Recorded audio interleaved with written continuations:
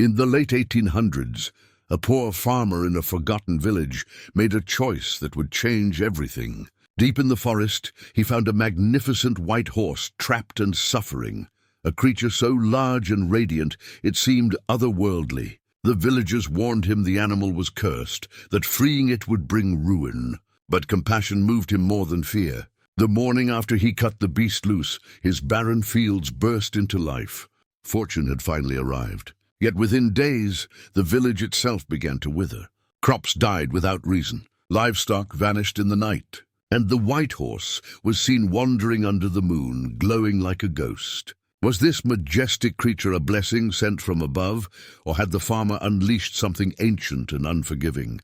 Before we jump back in, tell us where you're tuning in from, and if this story touches you, make sure you're subscribed, because tomorrow I've saved something extra special for you. Thomas Brennan woke before dawn, as he had every morning for the past 30 years. The floorboards creaked under his weight as he rose from the narrow bed, the same bed his father had slept in, and his grandfather before that. Through the small window, he could see the first pale light touching the fields that had once fed 3 generations, but now lay mostly fallow, their soil exhausted and their promise broken. He dressed in the dark, pulling on wool trousers worn thin at the knees and a cotton shirt that Sarah had mended so many times.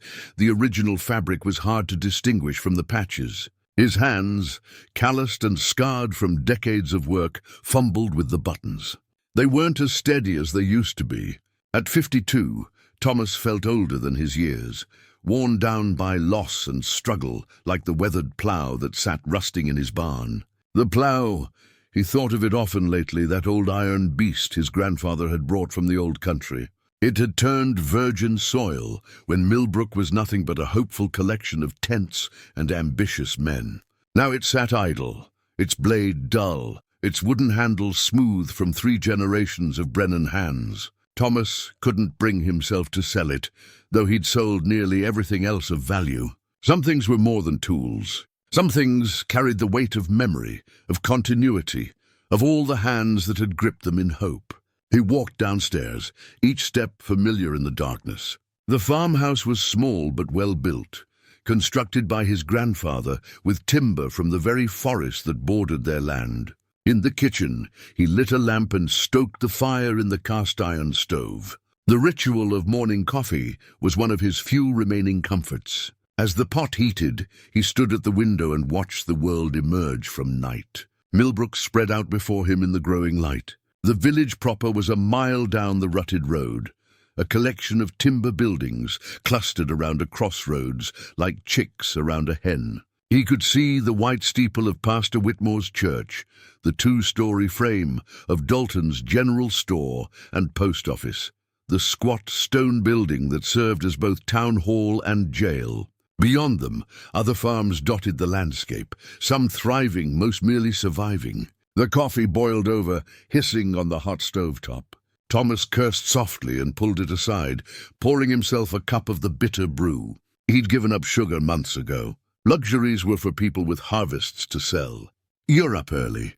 Emma's voice came from the doorway. His daughter stood there in her nightdress, her dark hair loose around her shoulders. She had her mother's eyes, brown and warm, and her mother's way of reading him too easily. "Couldn't sleep," Thomas admitted. Thinking about the bank letter. Emma crossed the kitchen and poured herself coffee. At 17, she moved with the efficient grace of someone who'd learned early to carry her share of burdens. She should have been planning for marriage, thinking about her own household. Instead, she spent her days helping him scratch at this unforgiving earth. "How long do we have?" she asked. 3 months, maybe 4 if I can talk to Morrison face to face. He sat at the scarred wooden table, cradling his cup. "I've been thinking about going into the forest. There are herbs there, mushrooms, things the apothecary in Riverside might buy." Emma's face tightened. "The forest? Papa, you know what people say. People say a lot of foolish things. Old Agnes says the forest belongs to something else. That people who go too deep don't come back the same." Thomas snorted. "Agnes sees omens in her morning porridge. The forest is just trees, Emma. Trees and animals, and maybe some useful plants that could put a few dollars in our pockets. They sat in silence as the sun climbed higher. Outside, a rooster crowed, and Thomas heard the lowing of their last milk cow. He'd sold the others over the winter. 1 cow, 3 chickens, a barn cat. That was the sum of their livestock now. The Brennan farm, once the pride of Millbrook, reduced to this. "I should get started," he said, draining his cup. "Those north fields won't plough themselves." "With what?" Emma asked quietly. "We sold the draft horse last fall." The words hung between them. Thomas had actually forgotten for a moment. His mind had conjured the familiar weight of the reins, the sound of hooves, the living warmth of the animal he'd worked beside for 8 years. But Jackson was gone, sold to a freight company in Riverside for enough money to see them through winter. "I'll manage," he said, rising. "Done it before." Emma caught his hand as he passed. Her grip was strong, her palms already roughening from work. "We could leave, Papa, go to Riverside. I could find work in the mills. You could—" "No." The word came out harder than he'd intended. He softened his voice. "This land is our land, Emma. Your great-grandfather broke this ground. Your grandfather defended it. Your mother is buried here. I won't give up on it just because times are hard. Times have been hard for 5 years, Emma said. Since Mama died. Since the drought. Since—" "I know," Thomas squeezed her hand. "I know, sweetheart. But a man who gives up on his land gives up on himself. That's what my father taught me, and I believe it still." After Emma went to dress, Thomas stood alone in the kitchen and allowed himself a moment of doubt. The morning light streamed through the window, illuminating dust motes that danced in the air like tiny spirits. The house felt emptier every year. First his father, then Sarah, taken by fever in the same week 4 winters past. The pain had dulled but never left, a constant ache like an old wound that never quite healed. He walked outside into the cool morning air. The barn stood weathered but solid, its red paint mostly gone, exposing silvered wood beneath. Inside he found the old plough waiting in the shadows. He ran his hand along its surface, feeling the smooth wood, the rough iron. This tool had turned more earth than he could calculate. It had planted corn and wheat and hope, year after year, generation after generation. "Not done yet," he whispered to it. "Neither of us." By mid-morning, Thomas had hitched himself to the plough with rope and leather straps, fashioning a crude harness that let him pull the implement through the soil. It was back-breaking work, the kind that made his shoulders scream and his legs tremble, but he kept at it step by step, turning over the stubborn earth of the north field. He was deep in this labor, sweat soaking through his shirt, despite the cool spring air, when he heard the rattle of a wagon on the road. He straightened, wincing at the protest of his back, and saw Pastor Whitmore's modest buckboard approaching. The pastor was a lean man in his 60s, with silver hair and kind eyes that had seen more than their share of suffering. He'd presided over Sarah's funeral and Thomas's father's before that.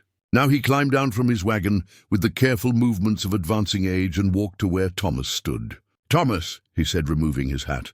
"Working hard, I see." "No rest for the faithful," Thomas replied, managing a tired smile. Whitmore looked at the harness, at Thomas's red face and trembling legs. His expression was compassionate but concerned. "You know, brother, the church has a fund for families in need.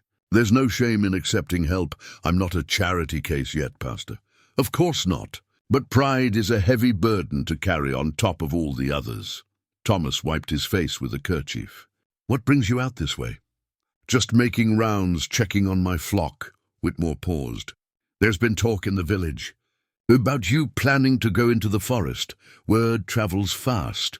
It does in small places. Thomas, I'm not one for superstition, you know that. But that forest has a reputation for good reason. People have gotten lost in there. Strange things have been seen." "Strange like what?" Whitmore shrugged. "Lights at night. Animals behaving oddly. Old Agnes claims her great-grandmother knew stories about that place from before the village was founded. Says the local tribes considered it sacred ground or cursed ground. The stories vary." "Stories," Thomas said. "That's all they are." "Maybe, but even stories come from somewhere." The pastor replaced his hat. Just be careful is all I'm saying. The Lord watches over us, but he expects us to use the sense he gave us. After Whitmore left, Thomas returned to his work, but the conversation lingered in his mind.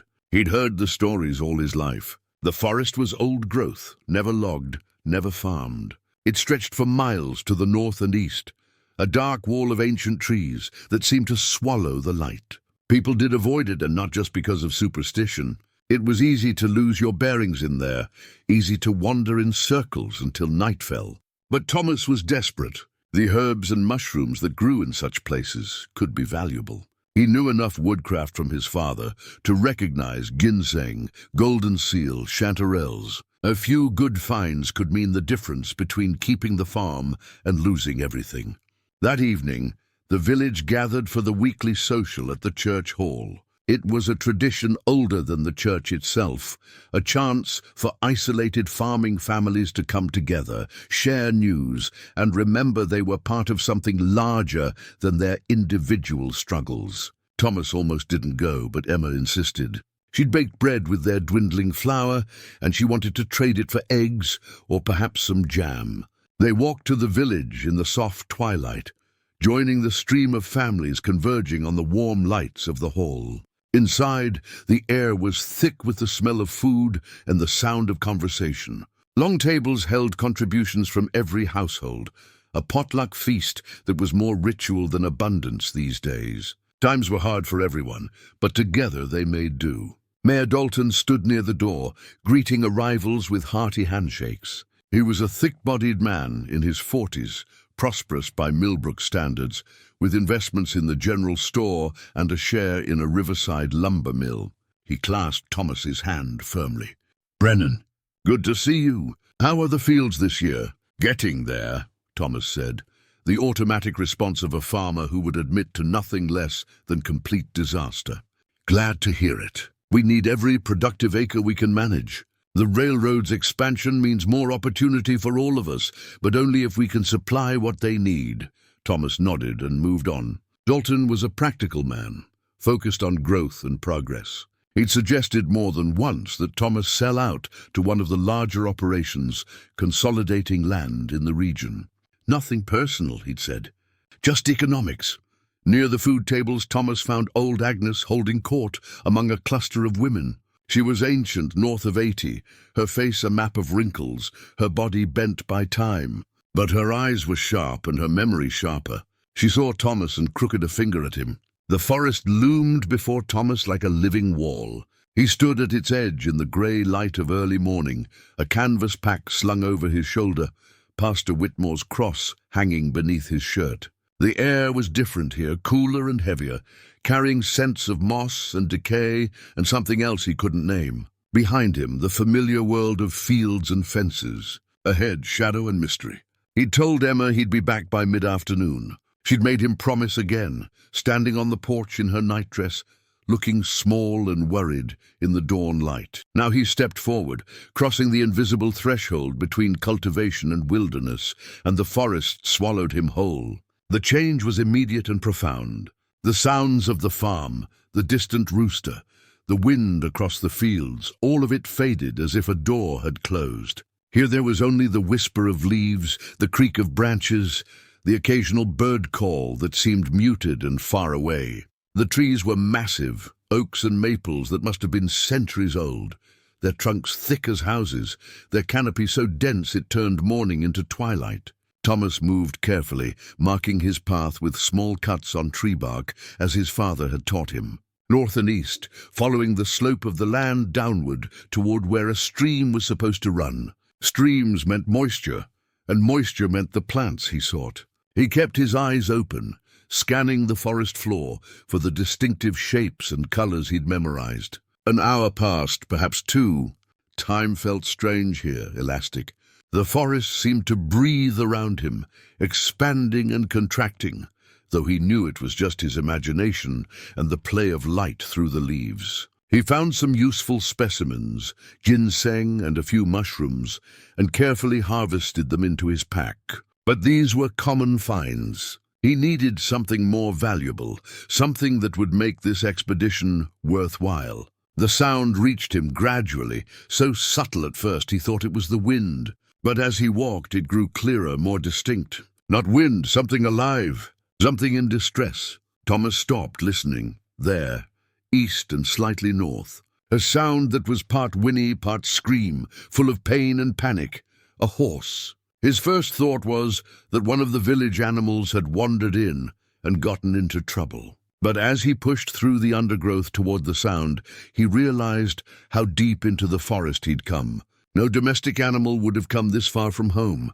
The screaming grew louder, more desperate. Thomas hurried now, heedless of the branches that caught at his clothes and scratched his face. He crashed through a final screen of bushes and stopped, his breath catching in his throat. Before him was a small clearing carpeted in moss and dappled with filtered sunlight. In its center stood a white horse. But no, not just a horse. This was something else entirely, something that made the word horse seem inadequate.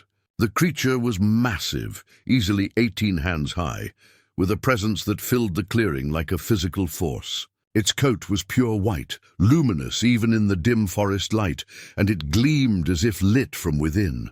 The proportions were wrong somehow, too perfect, too elegant, like a sculptor's idealized vision rather than flesh and blood. And it was trapped. A cruel iron trap, the kind used for large game, had closed on the horse's right foreleg. Blood matted the pristine white coat, and the animal's eyes were wide with pain and terror. It saw Thomas and tried to rear, but the trap held it fast.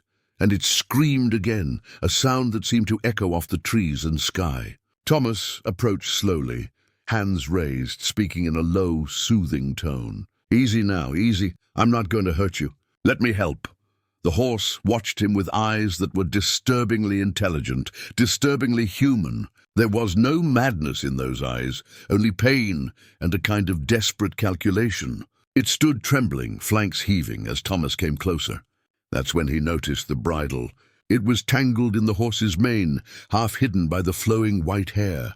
Thomas reached up carefully and freed it, pulling it loose for a better look. The bridle was made of silver, tarnished but still beautiful, with intricate engravings covering every surface. The symbols meant nothing to him, flowing script in no language he recognized. But the craftsmanship was extraordinary, the work of a master silversmith from some distant time and place. "Where did you come from?" Thomas whispered. "Who made this for you?" The horse nickered softly, almost like a response. Its eyes never left Thomas's face. There was something in that gaze that made him deeply uncomfortable, a sense of being measured and judged by an intelligence that shouldn't exist in an animal's eyes. He knelt beside the trap, examining it carefully. It was old and heavy, the iron rust-spotted but still strong. The mechanism was simple, a spring-loaded jaw that had snapped shut with terrible force. The horse's leg was badly injured, perhaps broken. Blood pooled on the moss beneath it. "This is going to hurt," Thomas said, still in that low, calm voice. "But I need to get this off you." The horse stood perfectly still as Thomas worked.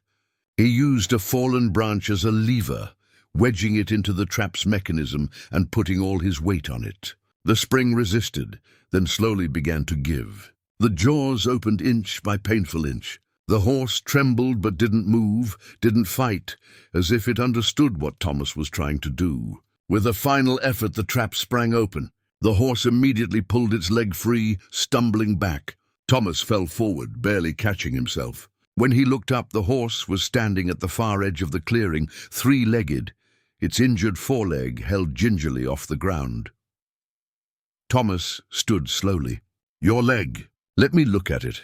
The horse regarded him for a long moment. Then, to his amazement, it limped forward, stopping just in front of him. Thomas knelt again and gently examined the wound. It was deep but clean, the bone apparently intact. He pulled herbs from his pack, the same ones he'd gathered earlier, and crushed them into a poultice. Ginseng for healing, other plants for their antiseptic properties. He'd learned this from his father, who'd learned it from his father. Old knowledge passed down through generations. He applied the poultice to the wound, tearing strips from his shirt to bind it in place. The horse stood perfectly still throughout, watching him with those uncanny eyes.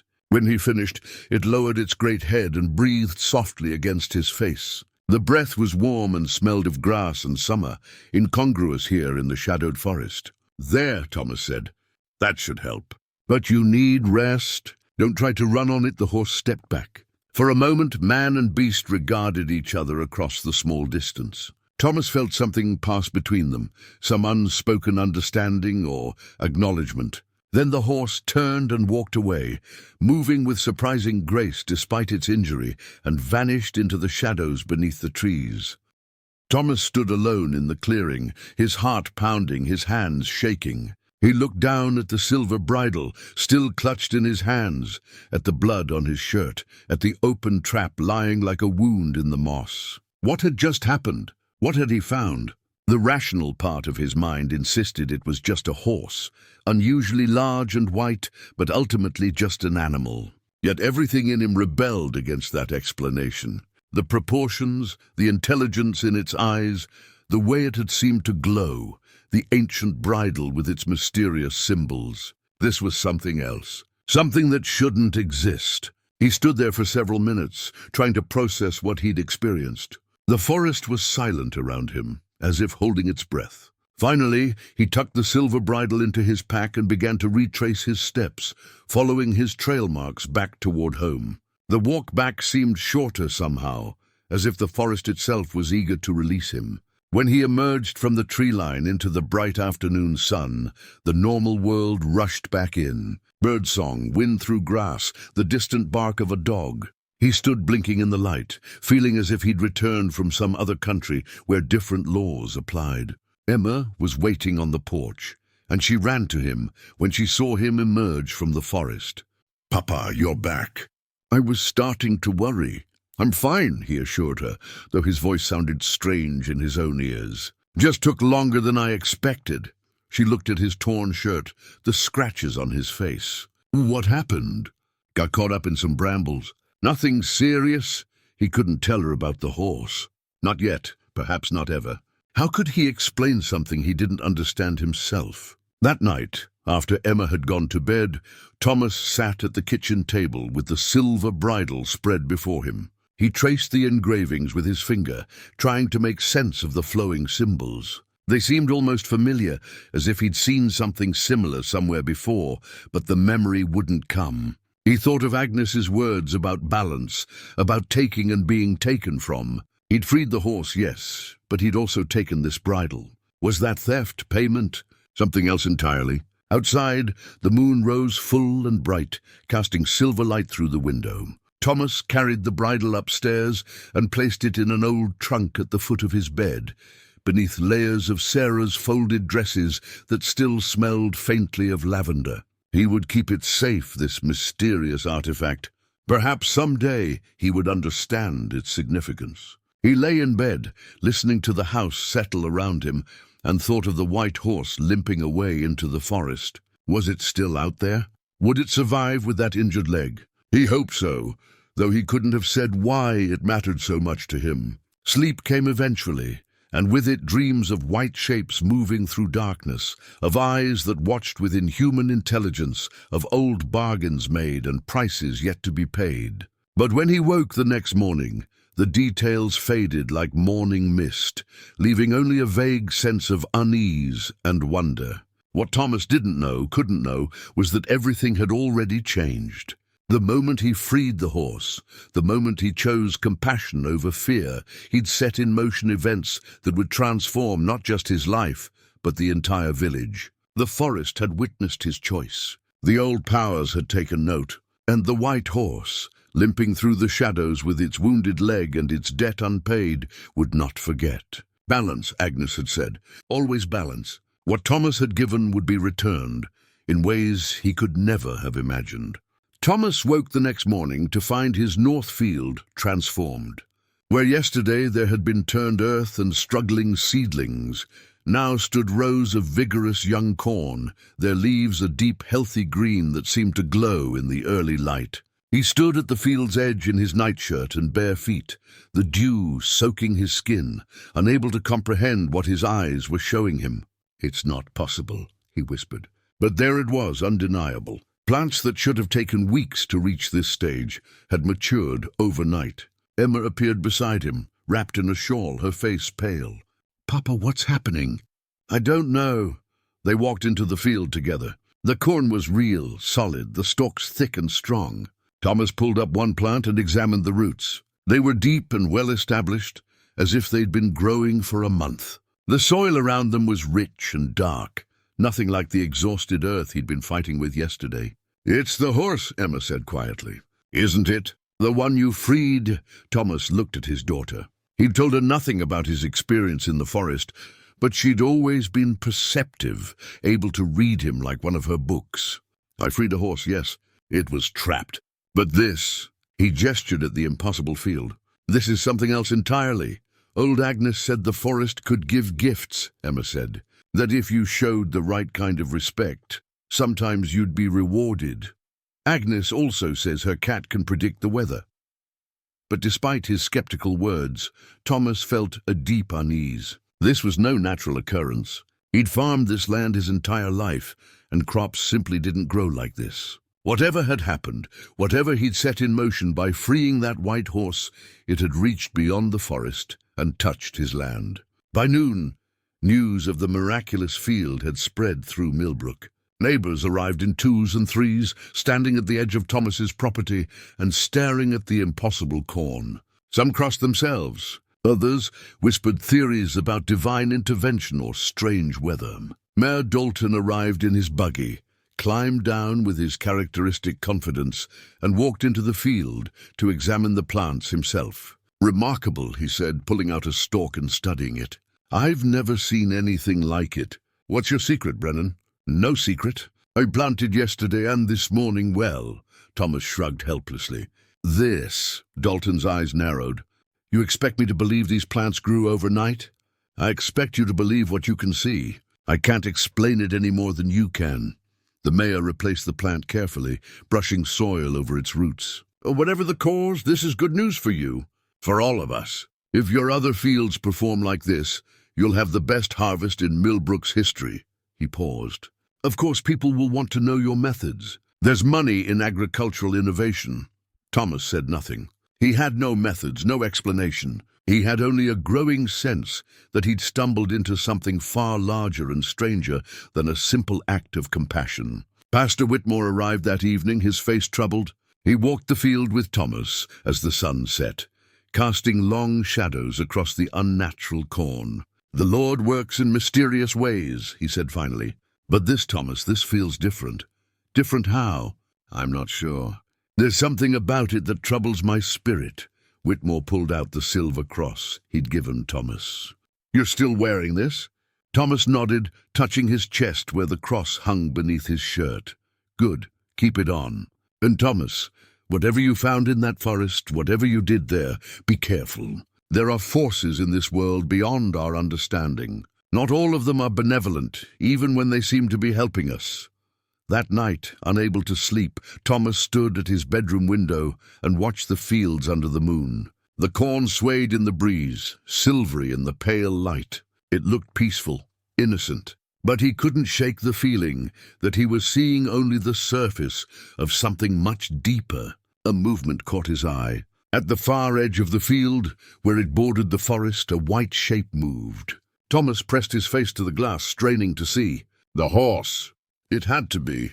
The massive white form glided along the tree line, barely visible in the shadows. As Thomas watched, it stopped and seemed to look directly at his window. Even at this distance, he felt the weight of that gaze. Then it was gone, vanished into the darkness as if it had never been. The next week brought more impossibilities. Thomas's other fields, planted months ago and barely surviving, suddenly flourished. The wheat ripened weeks ahead of schedule, the heads heavy with grain. His vegetable garden exploded with life, producing more food than he and Emma could possibly use. Even the single milk cow began producing twice her normal yield, rich cream that made butter like silk. The village watched in amazement and growing unease. Some called it a miracle, God's reward for a righteous man. Others whispered darker theories. Old Agnes warned anyone who would listen that such gifts always came with a price. that the balance would demand payment. Thomas tried to maintain normalcy. He worked his fields, grateful for the abundance, but wary of its source. He sold his surplus at the market in Riverside, paying off his debt to the bank with money that felt tainted somehow, earned through no effort of his own. The banker was delighted. Mayor Dalton was envious and curious, and the other farmers began to look at Thomas with a mixture of hope and resentment. "Share your secret," they demanded. "How did you do it?" "I can't share what I don't understand," Thomas told them honestly. But they didn't believe him. They thought he was hoarding some new technique, some innovation that could save them all from their own struggling harvests. Emma worried. She saw how the village had changed toward them, how the warmth had been replaced with something more complicated. "They're jealous, Papa, and afraid." "Let them be. Our prosperity hurts no one," but that wasn't quite true, and they both knew it. In a community where everyone struggled together, one family's sudden abundance disrupted the careful balance. It created questions, suspicions, and a subtle kind of isolation. Then the problems began. It started small. The Henderson farm, which bordered Thomas's property to the south, reported their well running dry. Then the Mitchell place to the west found their chickens dead one morning, all of them, with no sign of disease or predator. The Cooper family's orchard, which had been thriving, suddenly began to wither, the fruit dropping unripe from the trees. At first, no one connected these events to Thomas's good fortune. Farms had problems. That was the nature of the life. But as the weeks passed and the incidents accumulated, a pattern emerged. Every farm surrounding Thomas's land experienced some kind of setback, some failure or loss. And at the center, like the eye of a storm, Thomas's fields grew ever more abundant. The village meeting was called on a hot July evening. Every family in Millbrook crowded into the church hall, faces grim with worry and suspicion. Thomas sat in the back with Emma, feeling the weight of hostile stares. Mayor Dalton called the meeting to order. "We all know why we're here. Strange things have been happening. Thomas Brennan's unprecedented harvest, the troubles afflicting the farms around his. Some folks are saying there's a connection." "Of course there's a connection." John Henderson stood, his face red with anger. "My well was fine until Brennan's fields started their unnatural growing. Now my family has to haul water from the river. Coincidence?" "My chickens," Sarah Mitchell added, her voice shaking. 30 birds all dead in one night. And his crops grow tall enough to touch the sky." Thomas rose slowly. "I understand your frustration, but I had nothing to do with your misfortunes. I'm as puzzled by my good luck as you are by your bad." "Good luck?" Cooper the orchardist laughed bitterly. "That's what you call it? Man, we've all seen your fields. That's not luck. That's not natural. What did you do? What bargain did you make?" "I made no bargain. I freed a trapped horse in the forest. That's all." The hall erupted in noise. People shouted over each other, accusations flying. Pastor Whitmore stood and raised his hands for silence. "Brothers and sisters, please. This is a time for reason, not hysteria. Reason." Agnes's old voice cut through the noise. She stood with difficulty, leaning on her cane. "What's happening isn't reasonable, Pastor. The boy freed something from the forest, something old and powerful. Now it's rewarding him and taking from everyone else. That's how these things work. Balance, always balance." "What are you saying, Agnes?" Dalton asked. "I'm saying the forest doesn't give gifts freely. Everything has a price. Thomas's land is flourishing because something else is paying the cost. The question is what and for how long." Thomas felt Emma's hand slip into his. She was trembling. He squeezed her fingers reassuringly, though he felt anything but reassured himself. "I'll go back," he said suddenly. "Into the forest. I'll find the horse and, I don't know, ask it to stop, to undo whatever this is." "You can't negotiate with such things," Agnes warned. "Once a bond is formed, it's not easily broken." "Then what do you suggest?" Thomas asked, frustration rising in his voice. "That I burn my crops? Destroy my harvest? Will that satisfy everyone?" "We're not asking you to destroy anything," Pastor Whitmore said gently. "But perhaps Agnes is right. Perhaps you need to return to the source, to understand what's really happening here." The meeting ended with no clear resolution, only a sense of growing dread and division. As people filed out, Thomas heard the whispers, saw the suspicious glances. In trying to save his farm, he'd somehow become the source of his community's suffering. That night, lying in bed, Thomas made his decision. Tomorrow he would return to the forest. He would find the white horse if he could, and he would seek answers. But even as he resolved this, he felt a deep unease. What if Agnes was right? What if he'd stumbled into something that couldn't be undone? A bargain he didn't fully understand, but was bound to nevertheless. Outside his window, thunder rumbled in the distance. A storm was coming. He could feel it in the air. But he suspected the real storm was just beginning, and it had nothing to do with weather. Emma appeared in his doorway, silhouetted by lamplight. "Papa, I'm scared." "Come here, sweetheart." She came and sat on the edge of his bed, just as she had when she was a small child afraid of the dark. Thomas put his arm around her shoulders. "What have we done?" she whispered. "I don't know. But I'll fix it. I promise. Some things can't be fixed. Some things, once started, have to run their course." Thomas was struck by the maturity in her voice, the wisdom beyond her years. When had his little girl become so perceptive? "Where did you hear that?" Mama used to say it. "When she was sick, near the end. She said some things were beyond our control, and all we could do was face them with courage and love." Thomas felt tears prick his eyes. Sarah. She'd faced her death with such grace, such acceptance. He wished she were here now, to guide him through this strange new trouble. But she was gone, and he had to find his own way forward. "Your mother was a wise woman," he said. "Will you really go back into the forest?" "I have to. For us. For the village." "Then I'm coming with you." "Emma." "No arguments, Papa. You promised Mama you'd keep me safe. But she also taught me that safety isn't always the most important thing. Sometimes you have to take risks for what's right. You're going back to face whatever you awakened. You shouldn't face it alone."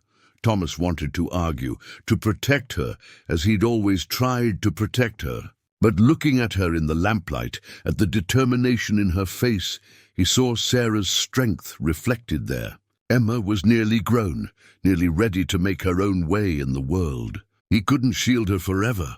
"All right," he said finally. "We'll go together." They prepared at dawn, packing water and food, taking Pastor Whitmore's cross and the silver bridle from its hiding place. Thomas felt the bridle was important somehow, a key to understanding what had happened. The symbols engraved on its surface seemed to shimmer in the morning light, and he thought he could almost read them now, as if the meaning was surfacing from some deep place in his memory. The village was silent as they set out. People watched from windows and doorways, faces drawn with fear and hope. Thomas knew they were being watched, judged. The outcome of this journey would determine not just his fate, but the entire community's future. The forest received them like old acquaintances. The shadows seemed less oppressive this time, the silence less threatening. Or perhaps Thomas was simply becoming accustomed to its strangeness. He led Emma along his marked trail, deeper into the ancient trees, following the path he'd taken that first day. "It's beautiful," Emma said softly. "I never imagined it would be so beautiful." She was right. In his fear and urgency during his first visit, Thomas had barely noticed the forest's grandeur. But now, moving more slowly, he saw it. The cathedral-like quality of the massive trees, the filtered light that gave everything an ethereal glow, the carpet of moss and ferns that softened every surface. This was a place outside of time, preserved from the world's harsh changes. They reached the clearing where Thomas had found the horse. The trap was still there, rusty and open, a dark blot on the green moss. Emma knelt beside it, touching its cruel jaws. "This is what caught it. Yes, I don't know who set it or why. But it had been there a long time, and the horse was white. Pure white, like nothing I'd ever seen, like light given form." Emma stood and looked around the clearing. "Then where is it now? How do we find it?" "I don't know. I thought maybe if we came back to this place, it would find us." They waited. Minutes stretched into an hour. Thomas was beginning to think this had been a foolish errand when Emma gripped his arm. "Papa, look!" At the far edge of the clearing, where shadow met light, the white horse stood. It was even more magnificent than Thomas remembered, its coat gleaming, its form perfect. The injured leg showed no sign of damage, healed completely. The horse watched them with those unsettling, intelligent eyes. "Hello, old friend," Thomas said quietly. "We've come back. We need to understand what's happening." The horse stepped forward into the clearing. As it moved, Thomas noticed something extraordinary. Wherever its hooves touched the moss, flowers bloomed. Tiny white blossoms that opened and faded in seconds, a trail of ephemeral beauty marking its path. Emma gasped. "It's not just a horse." "No," Thomas agreed. "It never was." The horse stopped before them, close enough to touch. Thomas held out the silver bridle.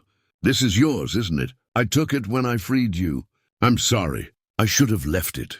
The horse lowered its head, and Thomas carefully placed the bridle over its ears, adjusting the straps. The moment the silver touched the white coat, something changed. The air grew heavy, charged, like the moment before lightning strikes. And then, impossibly, the horse spoke. Not in words exactly, more like thoughts that appeared fully formed in Thomas's mind, clear and unmistakable. Emma's sharp intake of breath told him she heard it too. "You freed me from iron and pain. You tended my wounds with gentle hands. You asked nothing in return. Such kindness is rare among your kind and must be repaid." "The crops," Thomas said. "The abundance. That's your doing? Balance must be maintained. I take from the land around you to give to your land. Energy cannot be created, only transferred. But the other farms are suffering. People are losing their livelihoods, as you were losing yours. I'm making things equal." Emma spoke up, her voice steady despite her obvious fear. "But it's not equal. You're punishing innocent people to help us." The horse turned its gaze to her. "Innocent? Those same people watched your family struggle for years. They offered sympathy but little help. They would have let you lose everything. Where was their kindness then?" Thomas felt the truth of those words like a blow. How many times had neighbors shaken their heads at his misfortune but offered no real assistance? How many had secretly been relieved that someone else was failing because it made their own struggles seem less desperate? "That doesn't make it right," he said. "We're a community. We're supposed to help each other through hard times. Yet they did not help you." "No, but that means I should be better, not worse. I don't want prosperity bought with my neighbor's suffering." The horse was silent for a long moment. The clearing seemed to hold its breath. "You would give back what I have given you?" Thomas looked at Emma. She nodded, tears in her eyes, but her expression resolute. He turned back to the horse. "Yes, I would. We'll find another way. We'll manage somehow, but not like this." The horse reared suddenly, its hooves flashing in the dappled light. Thomas pulled Emma back, afraid they'd offended it. But when the horse came down, its expression, if an animal could have an expression, seemed almost approving. "You passed the test, Thomas Brennan. Not many would refuse such a gift. Not many would choose hardship over ease, community over self." "Test? This was all a test?" "Everything is a test. How we respond to fortune tells us who we are. You have shown yourself to be worthy." "Worthy of what?" But the horse was already fading, becoming translucent. Through its form, Thomas could see the trees beyond, the shadows and light of the deep forest. The voice came one last time, softer now, like wind through leaves. "The balance will be restored. Your land will return to its natural state. But your kindness will not be forgotten. When you need help, truly need it, call to me. I am bound to you now, and to your bloodline by debt and honor." Then it was gone, vanished like morning mist. Thomas and Emma stood alone in the empty clearing, the silence profound. The walk back from the forest felt different than the journey in. Thomas and Emma moved in silence, each processing what they'd witnessed. The afternoon sun slanted through the trees, warmer now, less mysterious. The forest that had seemed so otherworldly an hour ago now felt merely like trees and earth, returned to ordinary dimensions. "Did that really happen?" Emma asked, as they emerged from the tree line. Before them, the fields spread out in the familiar patchwork of green and gold. "I think so. Though I'm half convinced we shared some kind of waking dream. I heard it speak. In my mind, I heard its voice." Thomas nodded. "So did I, and I believe it meant what it said. The balance will be restored. They saw evidence of this almost immediately. As they walked through the north field, Thomas noticed the corn was already looking different. Not dying exactly, but settling. The supernatural vibrancy was fading, leaving behind plants that looked merely healthy rather than miraculous. By the next morning, he knew his fields would be good but normal, the abundance gone as mysteriously as it had come. Word spread quickly through Millbrook. By evening, neighbors began appearing at Thomas's door, cautious and curious. The Henderson well had started flowing again. The Mitchell chickens that had died were replaced by a new flock that was thriving. Cooper's orchard showed signs of recovery, new fruit setting on the previously barren branches. "What did you do?" Henderson asked, standing on Thomas's porch with his hat in his hands. "What changed?" "I went back into the forest. I spoke to the source of the problem, and I asked it to stop." "Just like that? You asked and it stopped?" "I gave back what it had given me. The prosperity, the abundance. I told it I didn't want help that came at my neighbor's expense." Henderson stared at him for a long moment. Then slowly he extended his hand. "That took courage, Brennan. And honor. I'm sorry I doubted you." Thomas shook his hand, feeling the weight of years of neighborliness restored. Over the next few days, others came with similar apologies and expressions of relief. The crisis had passed. The strange time was over. Millbrook could return to its normal rhythms of struggle and survival. But Thomas found he couldn't quite settle back into the old patterns. Something had changed in him during those weeks of unnatural abundance and the encounter with the white horse. He'd glimpsed a world beyond the ordinary, touched something ancient and powerful, and that knowledge had altered his perspective. He spent long evenings sitting on his porch, watching the fields and the forest beyond. Emma would join him sometimes, and they'd talk about what had happened, trying to make sense of it. "Do you think it's really gone?" she asked one night. "The horse? Gone? No, I think it's still there in the forest, waiting. For what? I don't know. It said when we truly needed help, we could call on it. I wonder what that means. What would constitute true need?" Emma was quiet for a moment. Then she said, "I've been thinking about leaving, Papa, going to Riverside, maybe beyond. Finding work, seeing something of the world before I'm too old." The words hit Thomas like a physical blow, though he'd known this day would come. "You want to leave the farm?" "I want to have a life. I love this place, love you. But I'm 17, Papa. There's no future for me here in Millbrook. No young men my age who aren't already spoken for. No opportunities. If I stay, I'll just grow old helping you work land that barely supports one person, let alone two." Thomas knew she was right. The farm was dying, had been dying for years. The brief period of abundance had only masked that fundamental truth. Without some change, some innovation or intervention, this land would eventually fail completely. "Where would you go?" "The mills in Riverside are always hiring. The pay isn't much, but it's steady. I could rent a room, save money, maybe eventually open a shop of some kind. I'm good with sewing, with crafts. Mama taught me well. Your mother wanted you to have better than mill work. Mama wanted me to be happy, and I can't be happy watching you struggle alone while I wither beside you, both of us too proud or too afraid to change." The honesty of her words stung because they were true. Thomas had clung to this land out of duty and pride, but was that fair to Emma? Was he trapping her in his own dying dream? "When would you go?" he asked quietly. "Not yet. We need to get through harvest first. But after, maybe in the fall. I'd come back to visit," she added quickly. "This is still home. You're still my father." "I know, and you're right. About all of it."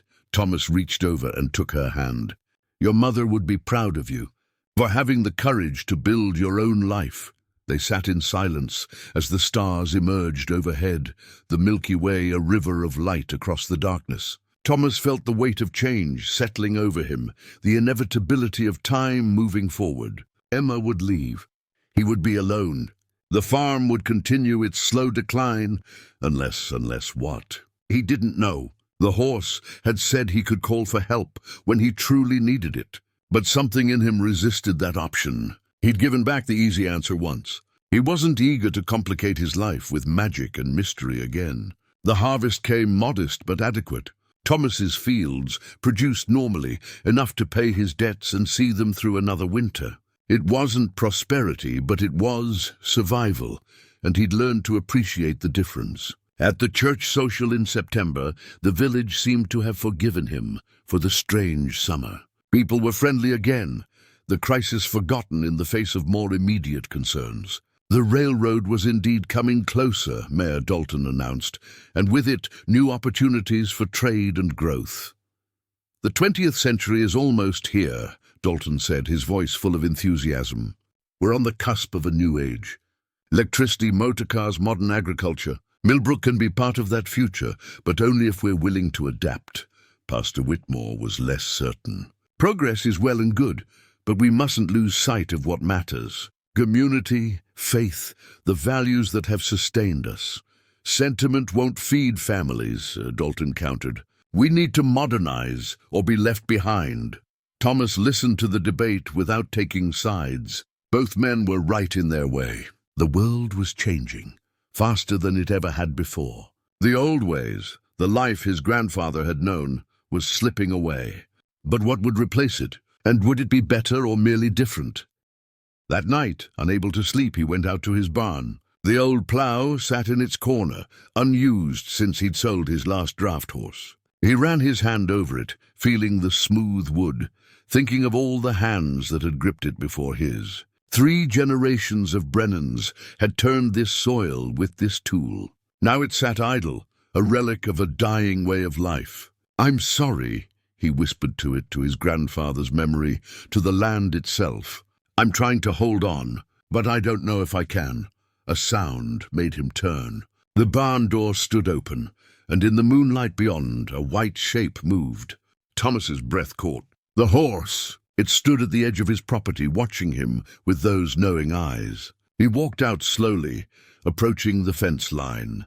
The horse didn't move, just regarded him with what looked like patient understanding. "I'm not calling you," Thomas said. "I don't need help." "Not yet."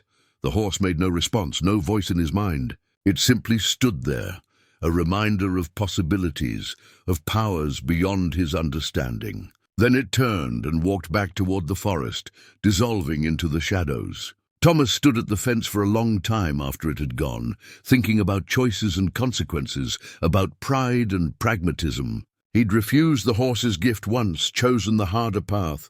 But how many times could a man refuse help before it became not honor but foolishness? The next morning brought unexpected news. A man arrived from Riverside in a smart buggy, dressed in city clothes and carrying a leather case. He introduced himself as James Hartwell, representative of the Riverside Agricultural Consortium.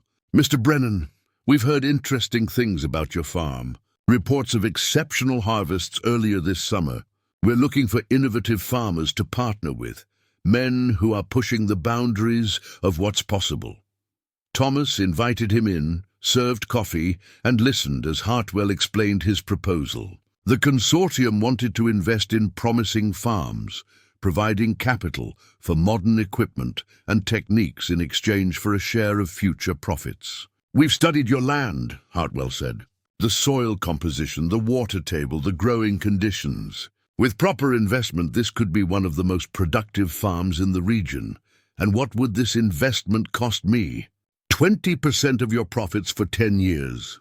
And of course, you'd need to follow our agricultural plan, use our approved methods. But in return, you'd have access to the latest machinery, the best seeds, modern fertilizers. Within 2 years, I guarantee you'd be producing 3 times what you are now." It was tempting. Everything Thomas had struggled for, handed to him. But something made him hesitate. "Can I think about it?" "Of course. Take a week. But the consortium doesn't make many offers like this. It would be unfortunate to pass up such an opportunity." After Hartwell left, Thomas sat at his kitchen table, turning the proposal over in his mind. It seemed legitimate, even generous. But he'd learned this summer that gifts often came with hidden costs. What would he be giving up? Not just profit, but control. The farm would no longer be entirely his. The decisions would be made by men in Riverside who saw land as just another resource to exploit. Emma found him there staring at nothing. "What did that man want?" Thomas explained the offer. Emma listened carefully, then said, "It sounds too good to be true. Maybe, or maybe it's exactly what we need. A modern solution to an old problem. What does your gut tell you?" Thomas smiled. She sounded so much like Sarah in that moment. "My gut says nothing is ever as simple as it seems." Over the next few days, Thomas made inquiries about the Riverside Agricultural Consortium. What he learned was troubling. They did indeed invest in farms, but their track record was mixed. Some farmers thrived under their guidance. Others found themselves trapped in debt, forced to sell out when they couldn't meet the consortium's aggressive profit targets. "They're like the company stores," Pastor Whitmore explained when Thomas asked his opinion. "They get you dependent, then own you." "Be very careful, Thomas." But Mayor Dalton had a different view. "The consortium represents progress.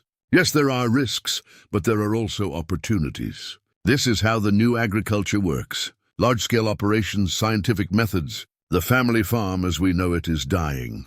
Better to adapt than to stubbornly resist and lose everything." Thomas found himself caught between two visions of the future.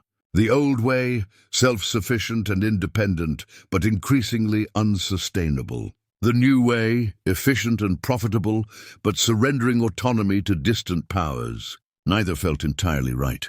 That night he dreamed of the white horse. In the dream, he stood in his field at midnight, the corn rustling around him though there was no wind. The horse appeared, luminous in the darkness, and spoke in that voice that was not quite speech. "You face a choice, Thomas Brennan, but not the one you think? What do you mean?" "The question is not whether to accept help, but what kind of help to accept. One path offers security through surrender. The other offers freedom through risk. Both have their price. And which should I choose? That is for you to decide. I'm bound to help you if you call, but I cannot choose your path. That is the burden of being human, of having free will. You must decide what you value most." Thomas woke with the dream vivid in his mind, the horse's words echoing. He lay in the darkness, thinking about his grandfather, about Sarah, about Emma's future. What did he value most? Independence or security? Tradition or progress? By morning he'd reached a decision. When James Hartwell returned for his answer, Thomas was waiting on the porch. "I appreciate your offer, Mr. Hartwell, I truly do. But I'm going to decline." Hartwell's face showed surprise, then irritation. "Mr. Brennan, I don't think you understand what you're giving up. This is a chance to secure your future, your daughter's future. Without it, how long do you think you can hold on?" "I don't know. Maybe not long. But this land has been in my family for 3 generations. My grandfather cleared it, my father defended it, my wife is buried in it. I won't give up control of it to strangers, no matter how modern and efficient they are." That's pride talking. And pride is a luxury you can't afford. Maybe, but it's my pride and my land. I'll succeed or fail on my own terms. After Hartwell left, clearly angry at having wasted his time, Emma came out to stand beside her father. "Key, you said no." "I said no." "Good, I was hoping you would." Thomas looked at her in surprise. "I thought you wanted me to modernize, to adapt. I want you to be true to yourself. This farm isn't just land and crops. It's our history, our family.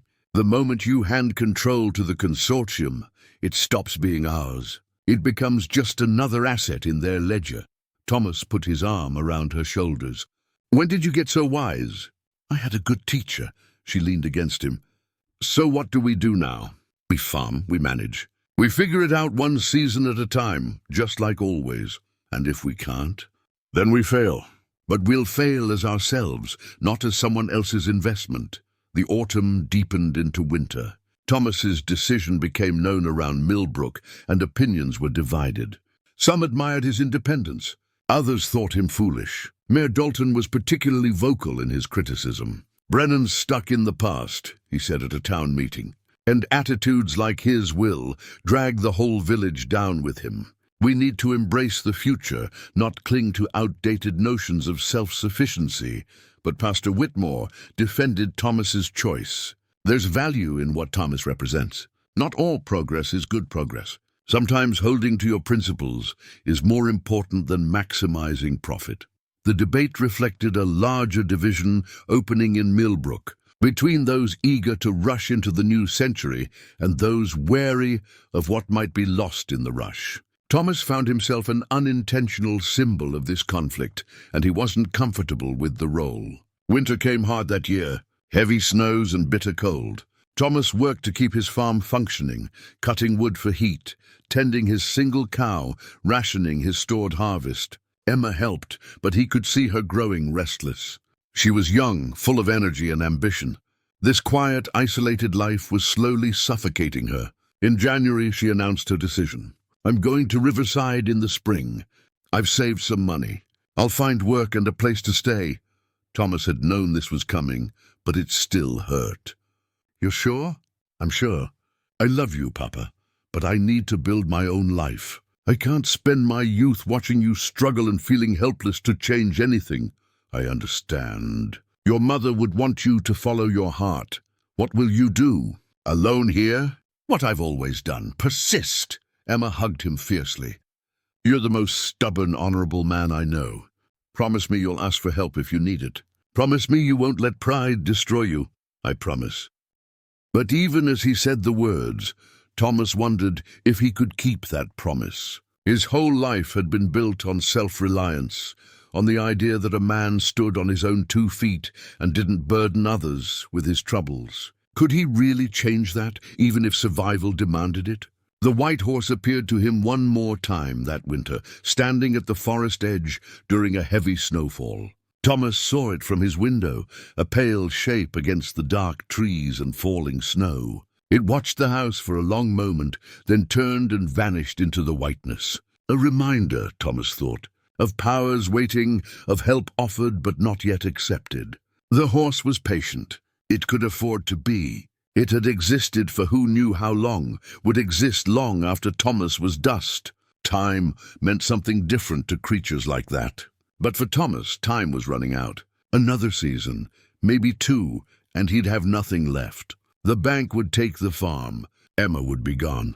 The Brennan name would fade from Millbrook's memory, unless he could find some way forward, some path between stubborn independence and surrender to forces he didn't trust. He stood at his window, watching the snow fall, and wondered what his grandfather would have done. Would he have seen Thomas's choices as honor or foolishness? Would he have approved of holding on at all costs, or would he have counseled pragmatism? The answer, Thomas realized, was that it didn't matter. His grandfather's time was gone. This was Thomas's time, his choice to make. And he would make it for better or worse in his own way. Spring came reluctantly, the snow melting in fits and starts, the ground revealing itself gradually. Thomas prepared for another planting season, his movements mechanical now, driven by habit more than hope.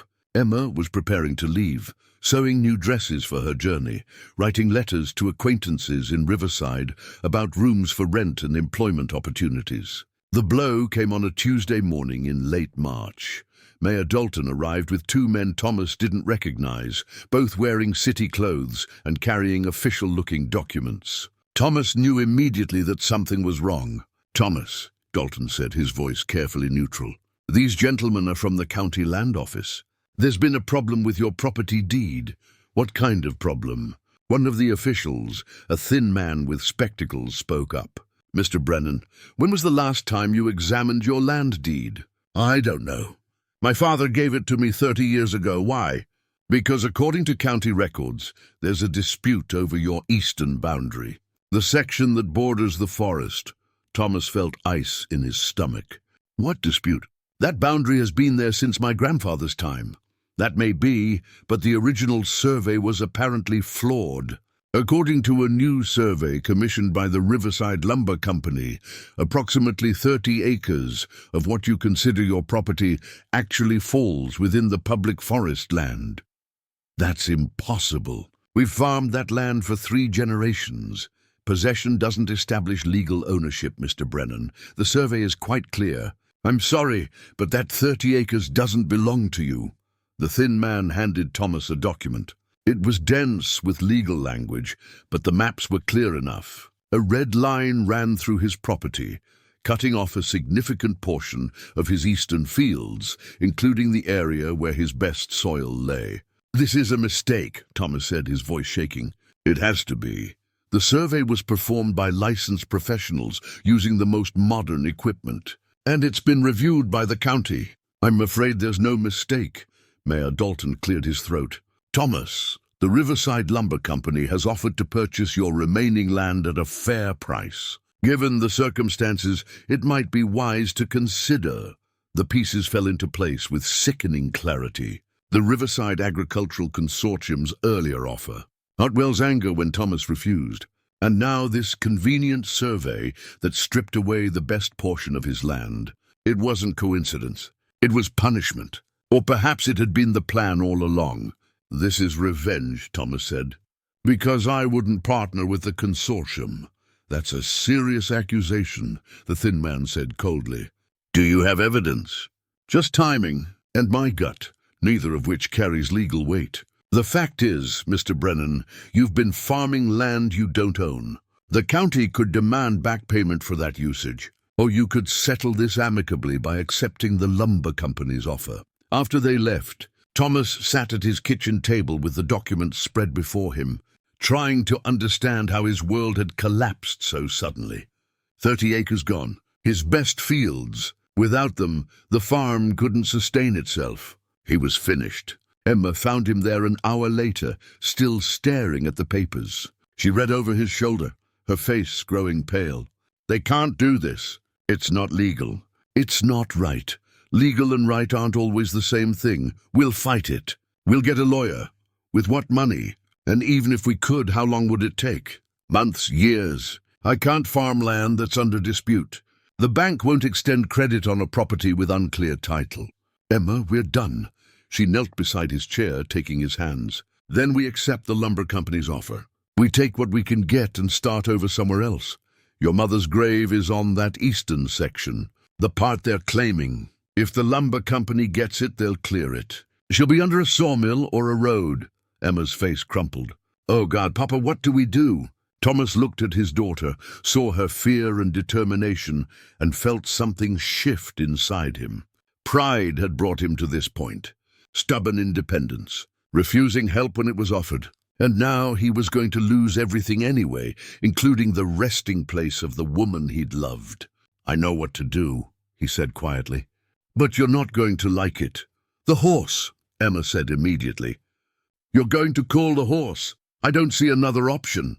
"Papa, you gave back its gift once. You said you didn't want help that came at others' expense. What makes you think it will help you now? It said I could call when I truly needed it. If this isn't true need, what is?" That night, Thomas walked to the edge of the forest under a rising moon. He stood where his land met the trees, where cultivated earth gave way to wilderness, and he called out in his mind, the way he'd heard the horse's voice in his thoughts. "I need help. I'm calling in the debt."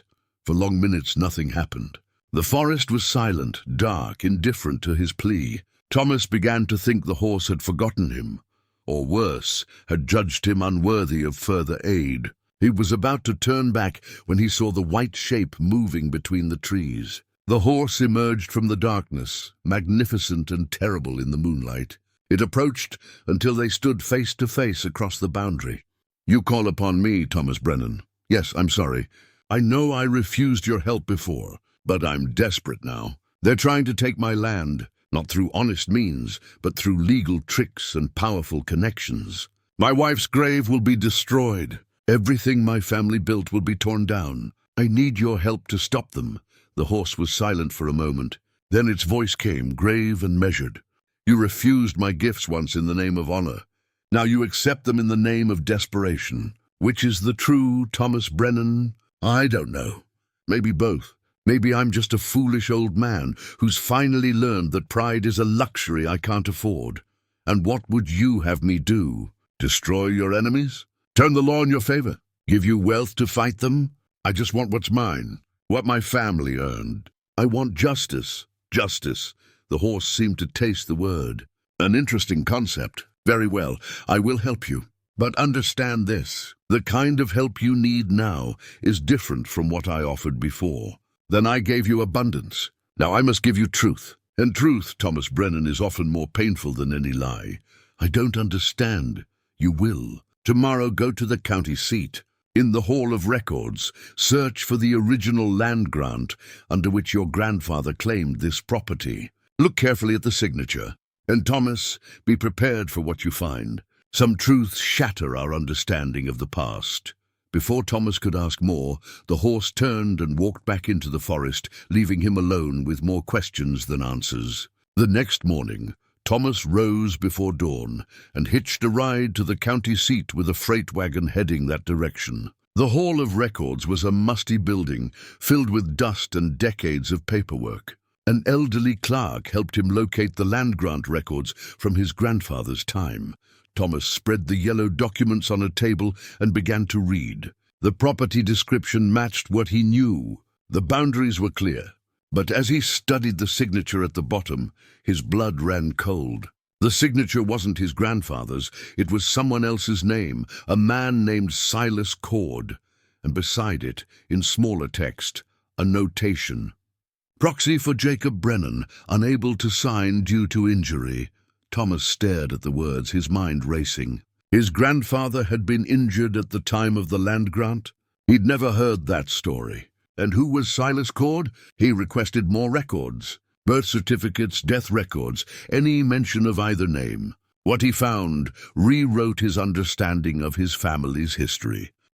Jacob Brennan had died in 1848, a year before the land grant was filed. The death certificate listed cause as accident in logging operation, yet the land grant was dated 1849 and signed by proxy. How could a dead man claim property? The answer came in another document, this one a probate record.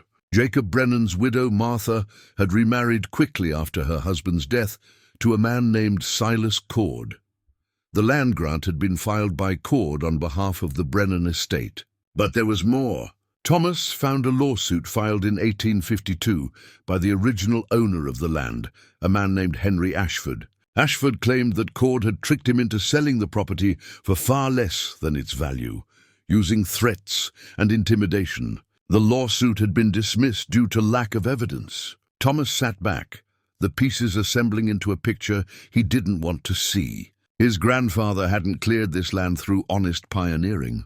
Silas Cord had acquired it through deception and possibly violence. And Martha Brennan, his grandmother, had been complicit, marrying Cord and allowing him to use her dead husband's name to claim the property. The Brennan family's proud history was built on lies and stolen land. Thomas felt sick. Everything he'd believed about his heritage, about his family's honor and hard work, was a fiction. The land wasn't righteously earned. It was taken through the same kind of manipulation and legal tricks that were being used against him now. The horse had promised truth. Now Thomas understood why it had warned him that truth could be painful. He gathered the documents, made copies, and returned home in a daze. Emma met him at the door, hopeful, eager for good news. Thomas showed her what he'd found, watched her face pale as she read. "This can't be right," she whispered. "Great-grandfather was a good man. You always said so. I said what I believed, what I'd been told. But I was wrong. Emma, our claim to this land is no better than the lumber companies. Worse, maybe. At least they're using legal means, however corrupt. Our family built their legacy on theft and lies. So what do we do?" Thomas looked at his daughter, saw Sarah's integrity reflected in her face, and made a decision that felt both terrible and right. "We tell the truth.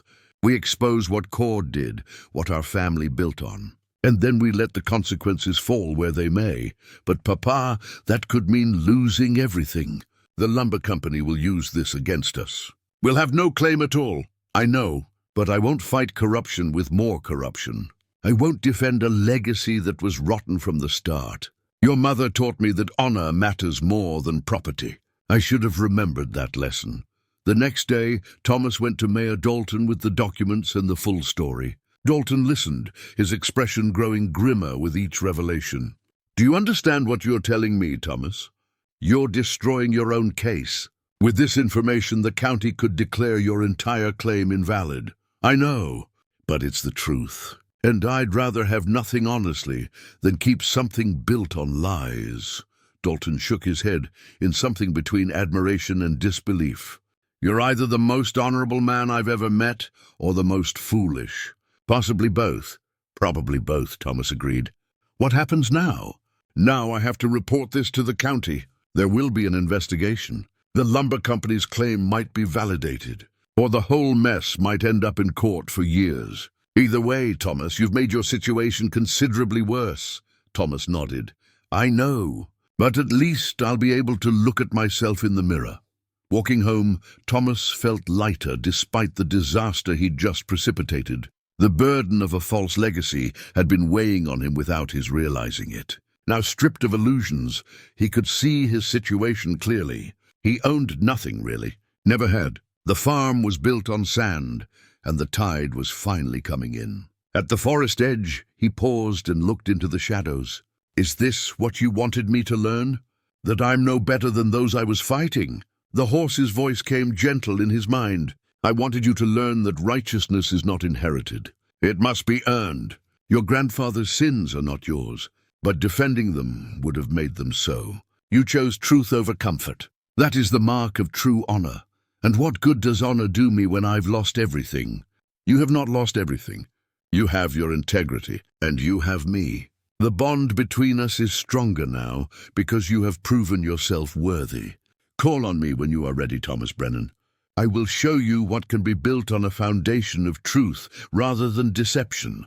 Then the presence faded, leaving Thomas alone with the sunset and the ruins of his certainties. The revelation of Silas Cord's deception sent shockwaves through Millbrook. The village that had prided itself on its founding families now had to grapple with the uncomfortable truth that at least one of those families had built their legacy on fraud. And Thomas Brennan, who could have hidden this information, had instead exposed it, effectively destroying his own claim to the land. Reactions were mixed. Some saw Thomas's honesty as admirable, even noble. Others thought him a fool for giving up his only leverage in the fight against the lumber company. Pastor Whitmore praised him from the pulpit, calling him an example of choosing righteousness over expediency. Mayor Dalton was less complimentary, suggesting publicly that Thomas had let down not just himself, but the entire community. We could have fought this together, Dalton said at a town meeting. But Brennan's confession has weakened all our positions. If one founding claim is fraudulent, how do we know others aren't? He's opened a door that may let in more trouble than any of us can handle. Thomas sat silent through these criticisms. What could he say? Dalton was right. The truth had consequences beyond Thomas's personal situation. Other land claims were now being questioned. The county had launched a broader investigation into the area's early property transfers. The legal mess could take years to untangle. Emma grew increasingly frustrated. You did the right thing, Papa. Don't let them make you doubt that. I'm not doubting, just recognizing that doing the right thing doesn't always lead to good outcomes. So what do we do now? The lumber company is still coming. The county has frozen all land transfers pending investigation. We can't sell, can't fight, can't even farm effectively because we don't know what we actually own. Thomas had been thinking about this constantly. The horse had told him to call when he was ready, that it would show him what could be built on truth rather than deception. But what did that mean? Another gift? More magic? He was wary now of easy solutions, yet desperation was closing in.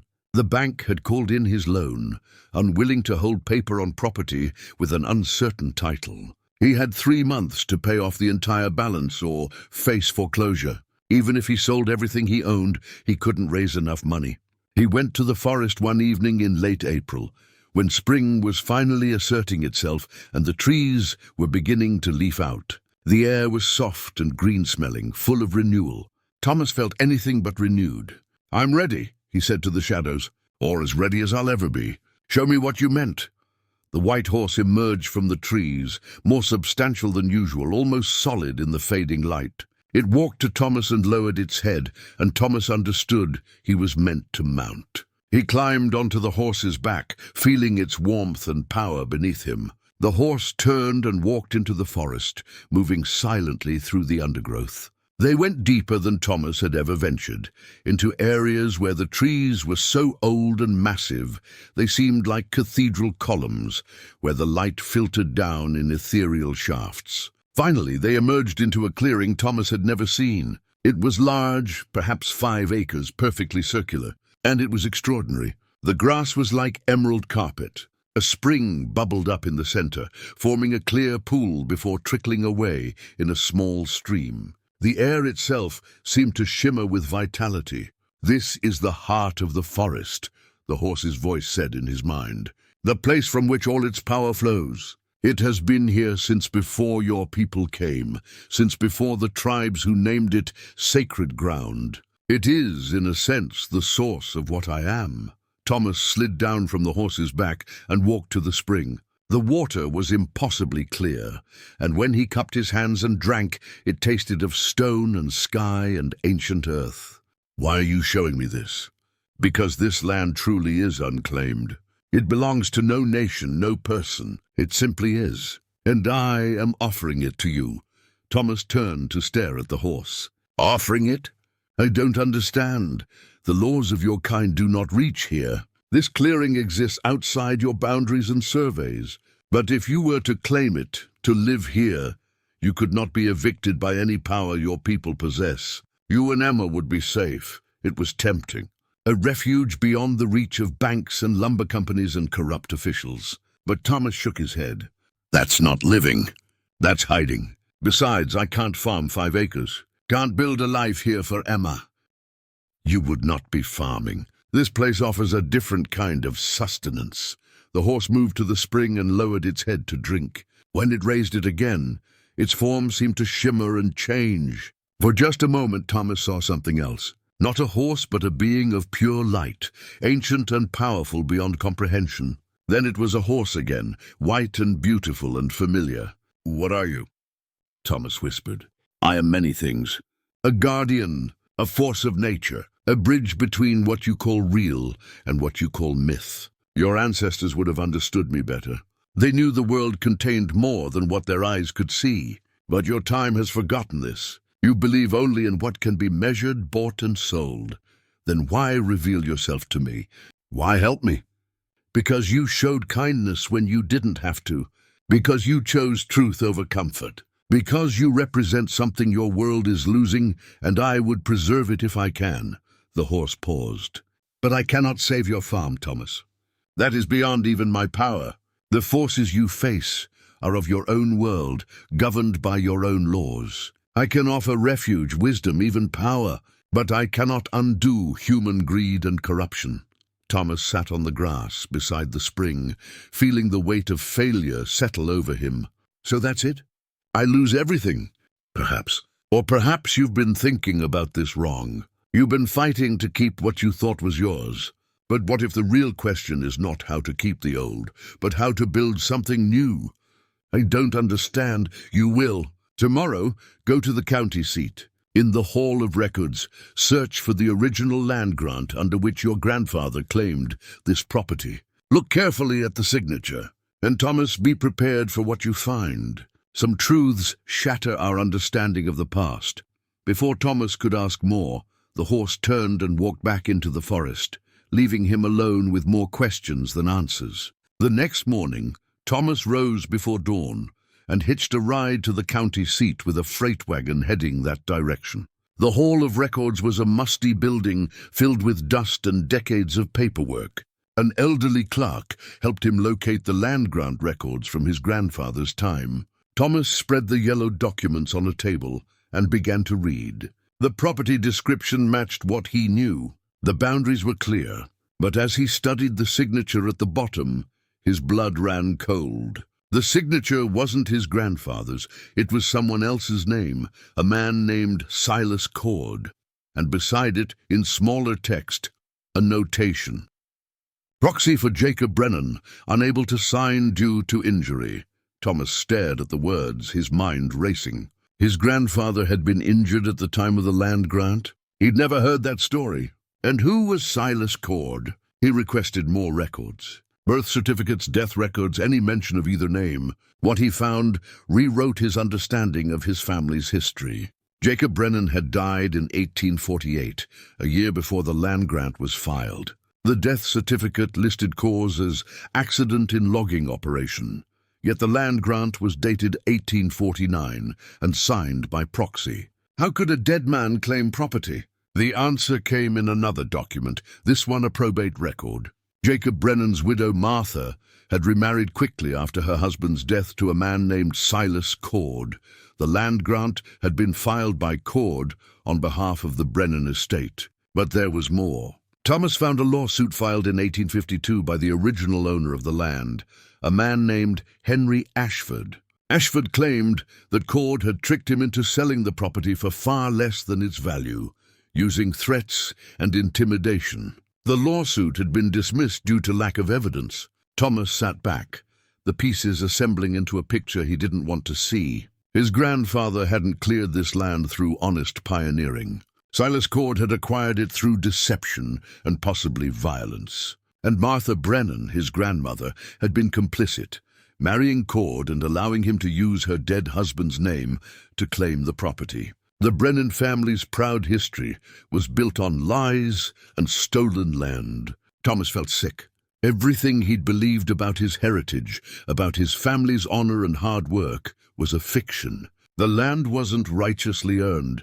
It was taken through the same kind of manipulation and legal tricks that were being used against him now. The horse had promised truth. Now Thomas understood why it had warned him that truth could be painful. He gathered the documents, made copies, and returned home in a daze. Emma met him at the door, hopeful, eager for good news.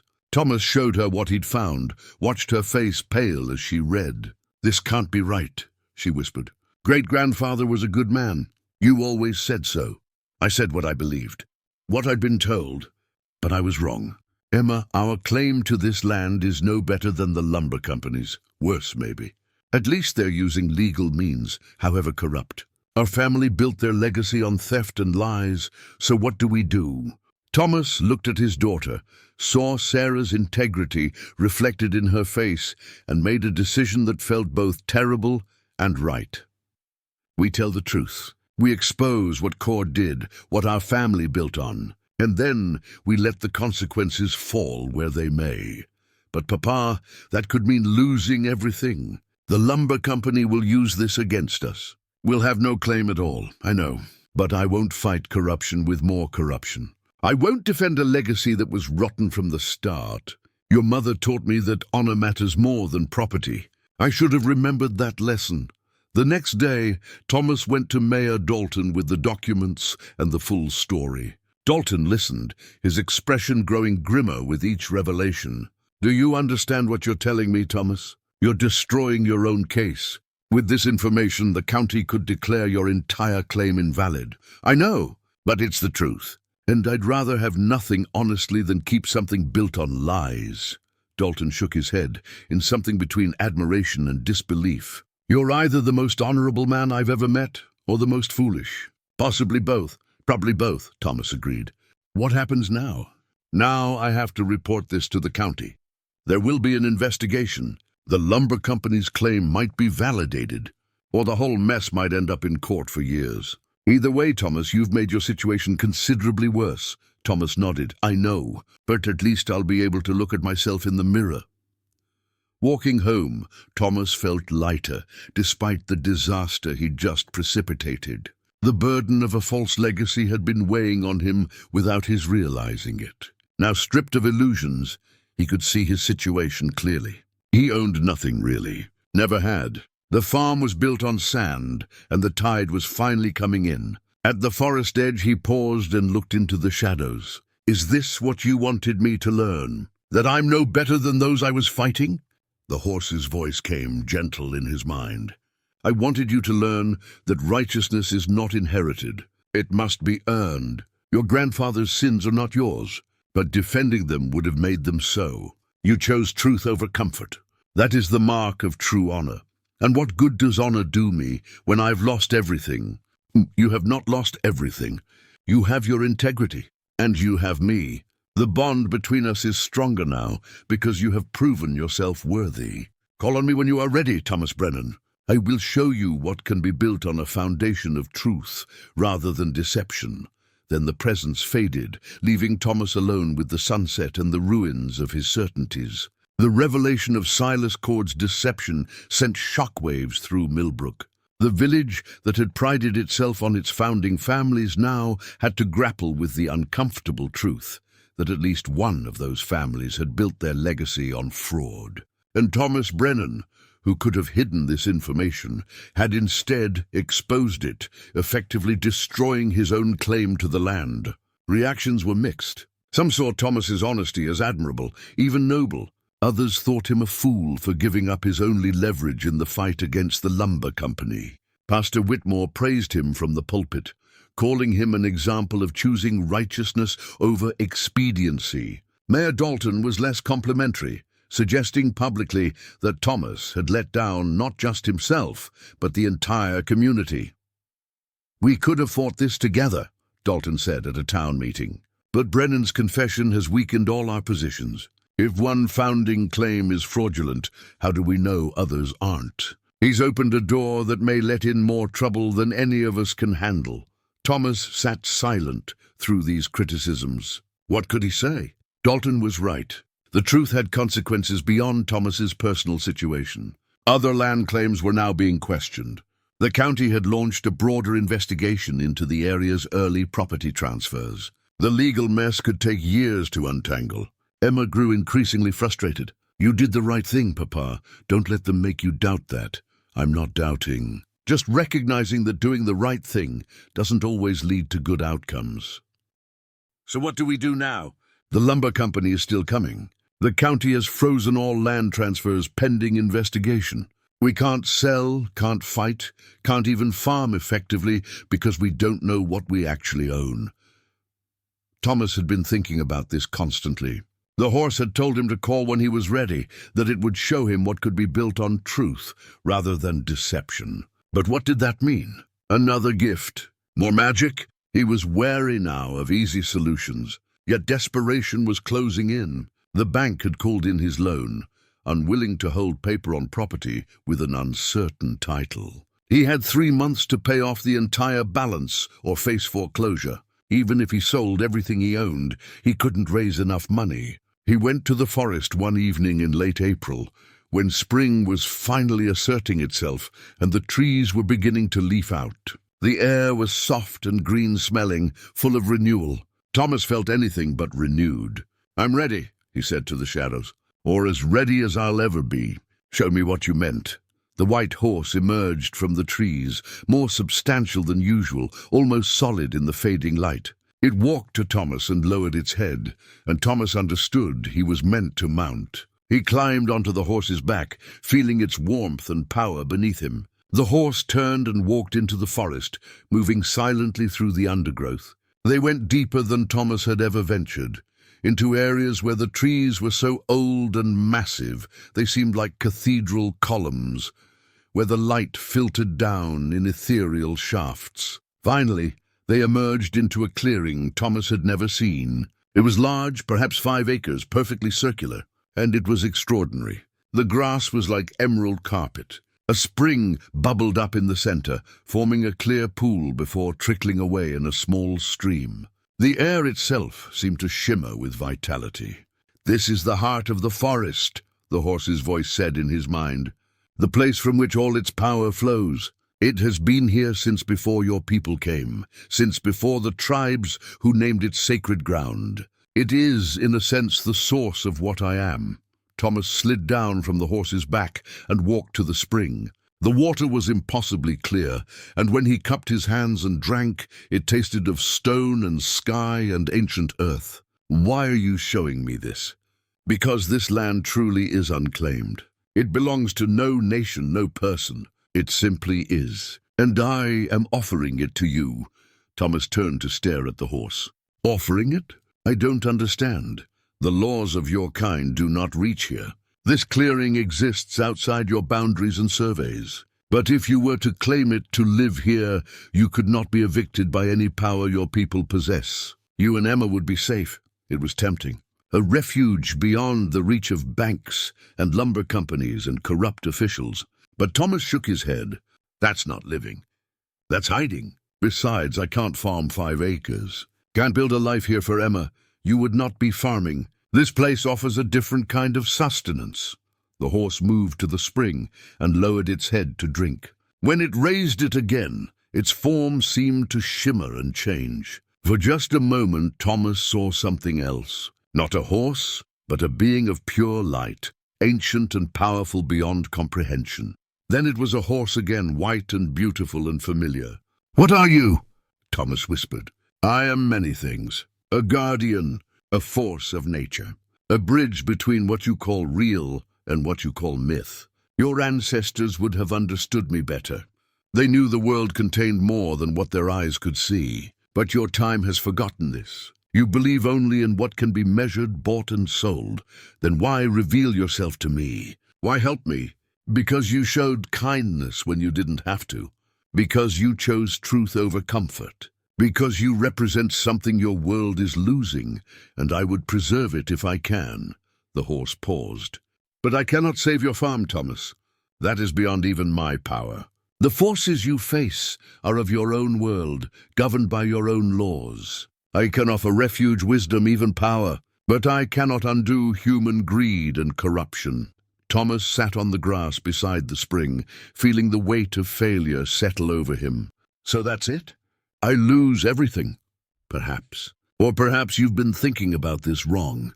You've been fighting to keep what you thought was yours. But what if the real question is not how to keep the old, but how to build something new?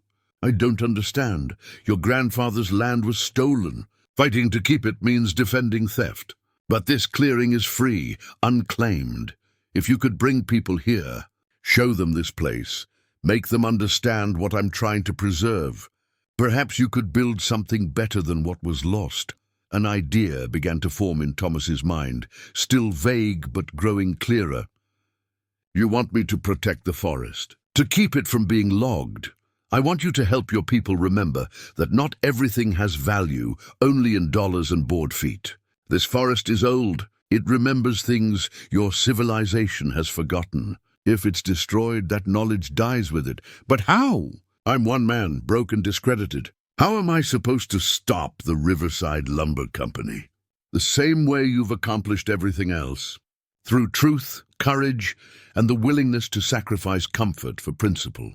I cannot give you easy answers, Thomas, but I can give you time and allies if you're willing to fight." Thomas looked around the clearing at the impossible beauty of it, the sense of peace and power that emanated from the spring. This place should not exist, yet it did. The horse should not exist, yet it did. Perhaps there was room in the world for other impossibilities. "All right," he said. "Tell me what to do."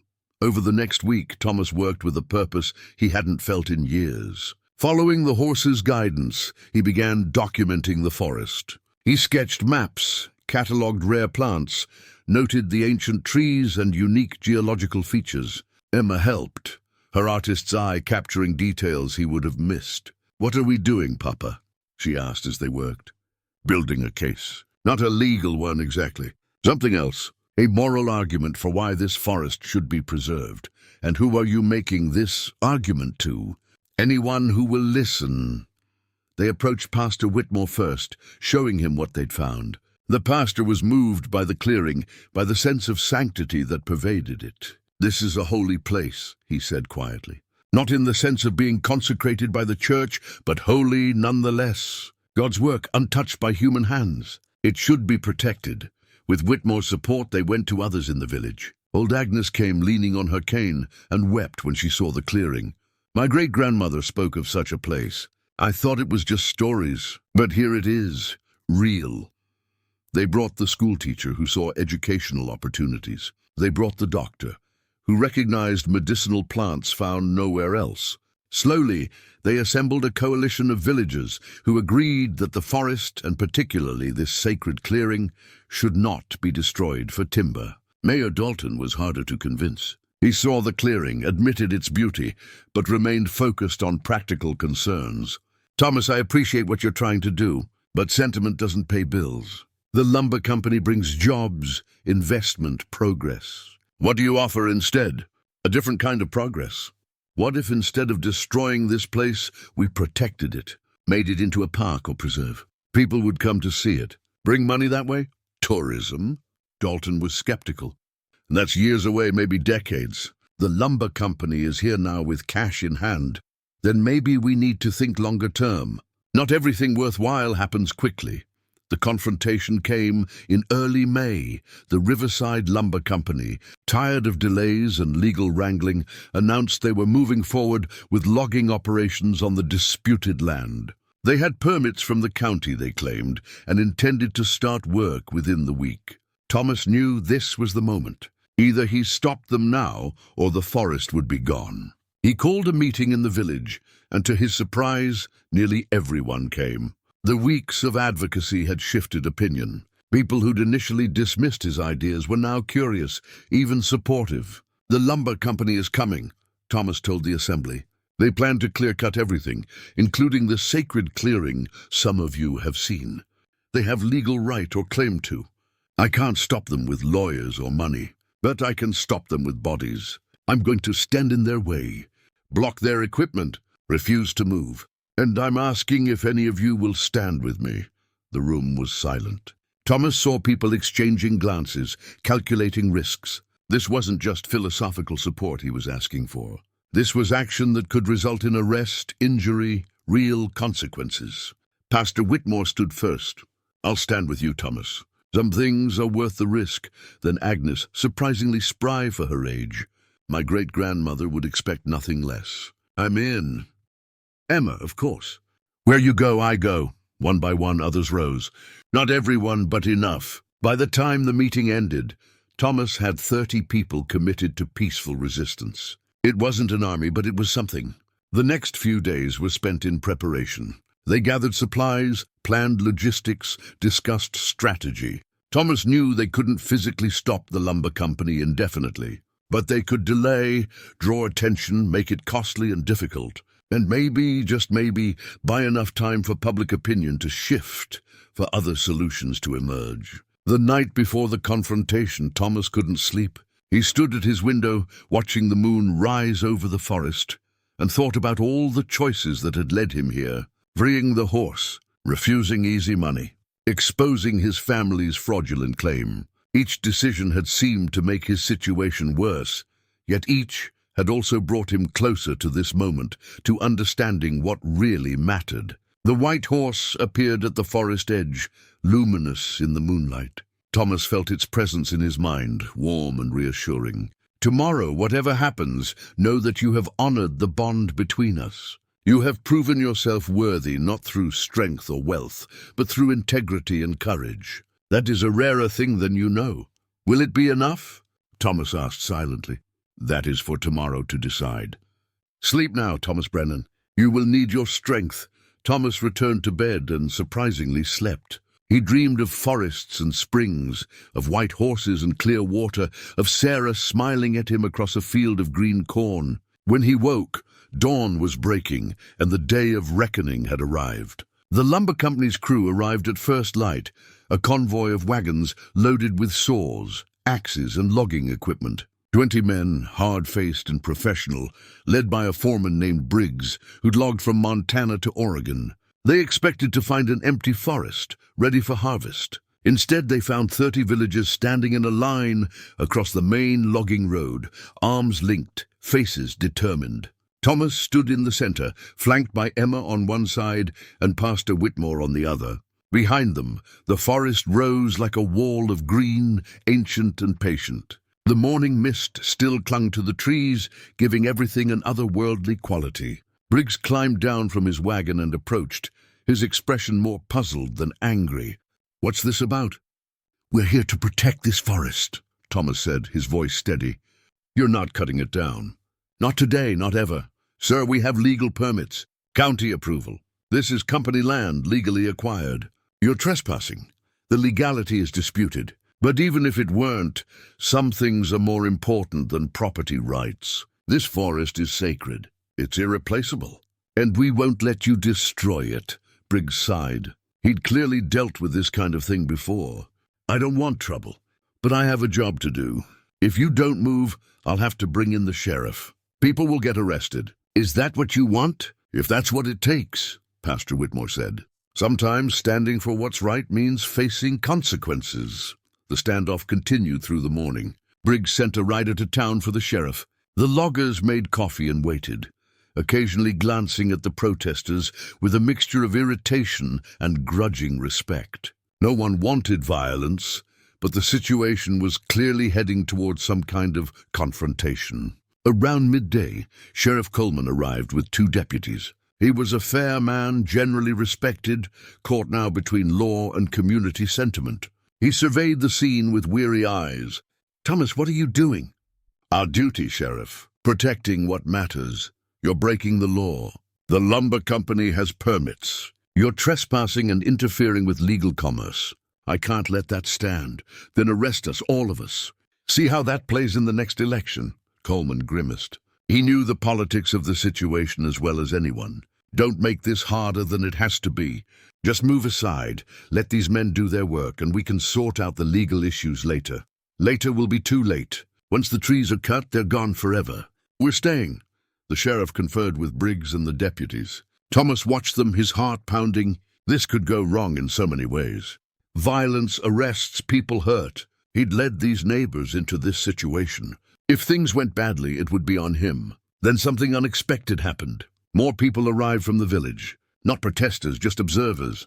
Women with children, elderly folks, young men not committed to either side but curious about the drama. They lined the road and the forest edge, dozens of them, watching silently. And behind them, from the forest itself, animals began to emerge. Deer that should have fled human presence stood calmly at the tree line.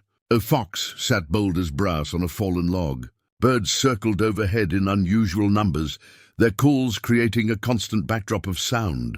Even the air seemed to change, growing heavier, more charged, as if a storm was building, though the sky remained clear. Thomas felt the horse's presence, though he couldn't see it. The forest was asserting itself, showing those who had eyes to see that it was more than just timber, more than an economic resource. It was alive, aware, and worth defending. Briggs felt it too. Thomas saw him looking around uneasily, noticed his men shifting their feet, gripping their tools a little tighter. These were men used to conquering nature, bending it to human will. But this felt different. This felt like nature was pushing back. "Something's not right here," one of the loggers muttered. "It's just a forest," Briggs said, but his voice lacked conviction. The moment broke when a wagon arrived from Riverside carrying a well-dressed man Thomas recognized as James Hartwell, the consortium representative he'd turned down months ago. Hartwell climbed down and assessed the situation with cold eyes. "This is quite a circus, Brennan.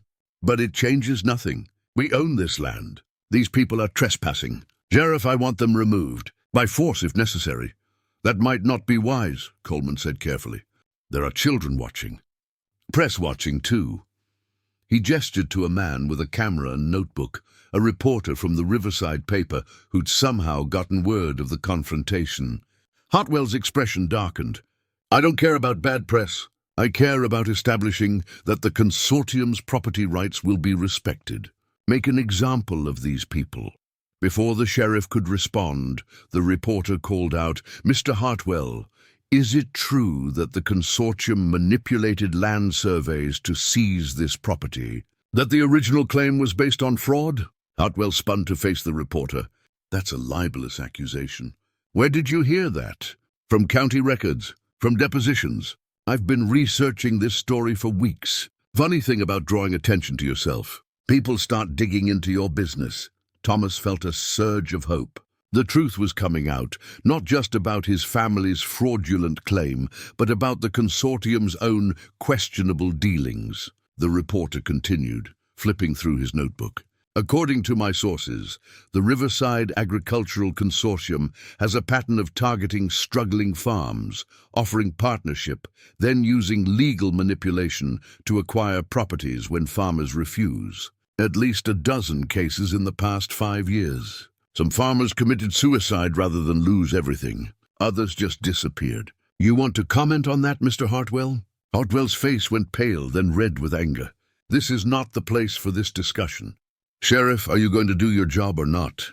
Coleman looked at the protesters, at the watching crowd, at the animals still gathered at the forest edge in that unsettling display of unnatural behavior. He made his decision. I think we need to pause and reconsider.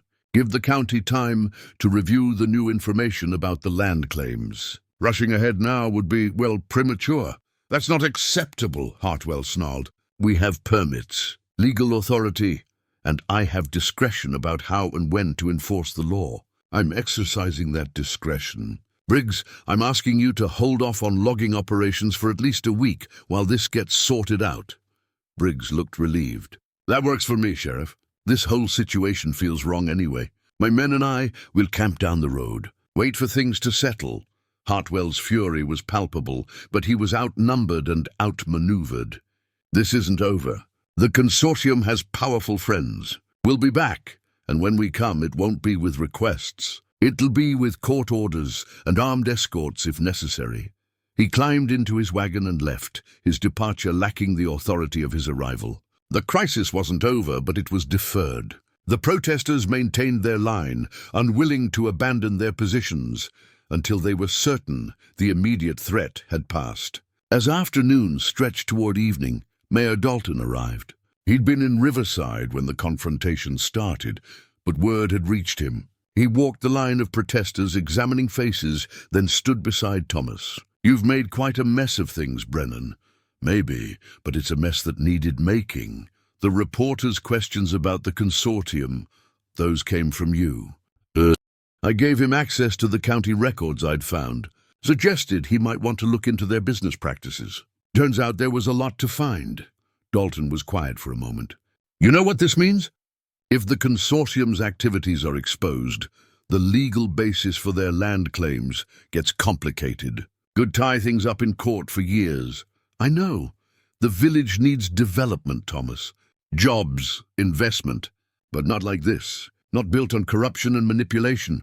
Dalton sighed. I was wrong to push you toward the consortium. I thought they represented progress. Turns out they're just the same old greed dressed in modern clothes. So what do we do? I don't know. But maybe your idea about preserving the forest isn't as crazy as I thought. If we could turn this into something legitimate, a park or preserve, it might actually draw people here. Different kind of development, but development nonetheless. They stood together as the sun set, watching the forest settle into evening. The animals had dispersed, the uncanny atmosphere had faded, but the sense of importance remained. Something significant had happened here, Thomas knew. Not a victory exactly, but a beginning. Emma appeared at his elbow. The reporter wants to interview you. Tell your side of the story. Thomas nodded and went to speak with the man, giving him the full history. His grandfather's fraudulent claim, the mysterious white horse, the sacred clearing, all of it. The reporter's eyes grew wide as Thomas talked, but he wrote it all down, even the parts that seemed impossible. People won't believe the supernatural elements, the reporter said, but they'll believe in a community standing up against corporate manipulation. They'll believe in preserving natural beauty against short-term profit. That's a story people want to hear right now. The interview made papers as far away as San Francisco. Suddenly, Thomas Brennan's small protest became part of a larger conversation about conservation, about the cost of industrial development, about whether everything should be for sale to the highest bidder. Letters arrived from strangers, offering support.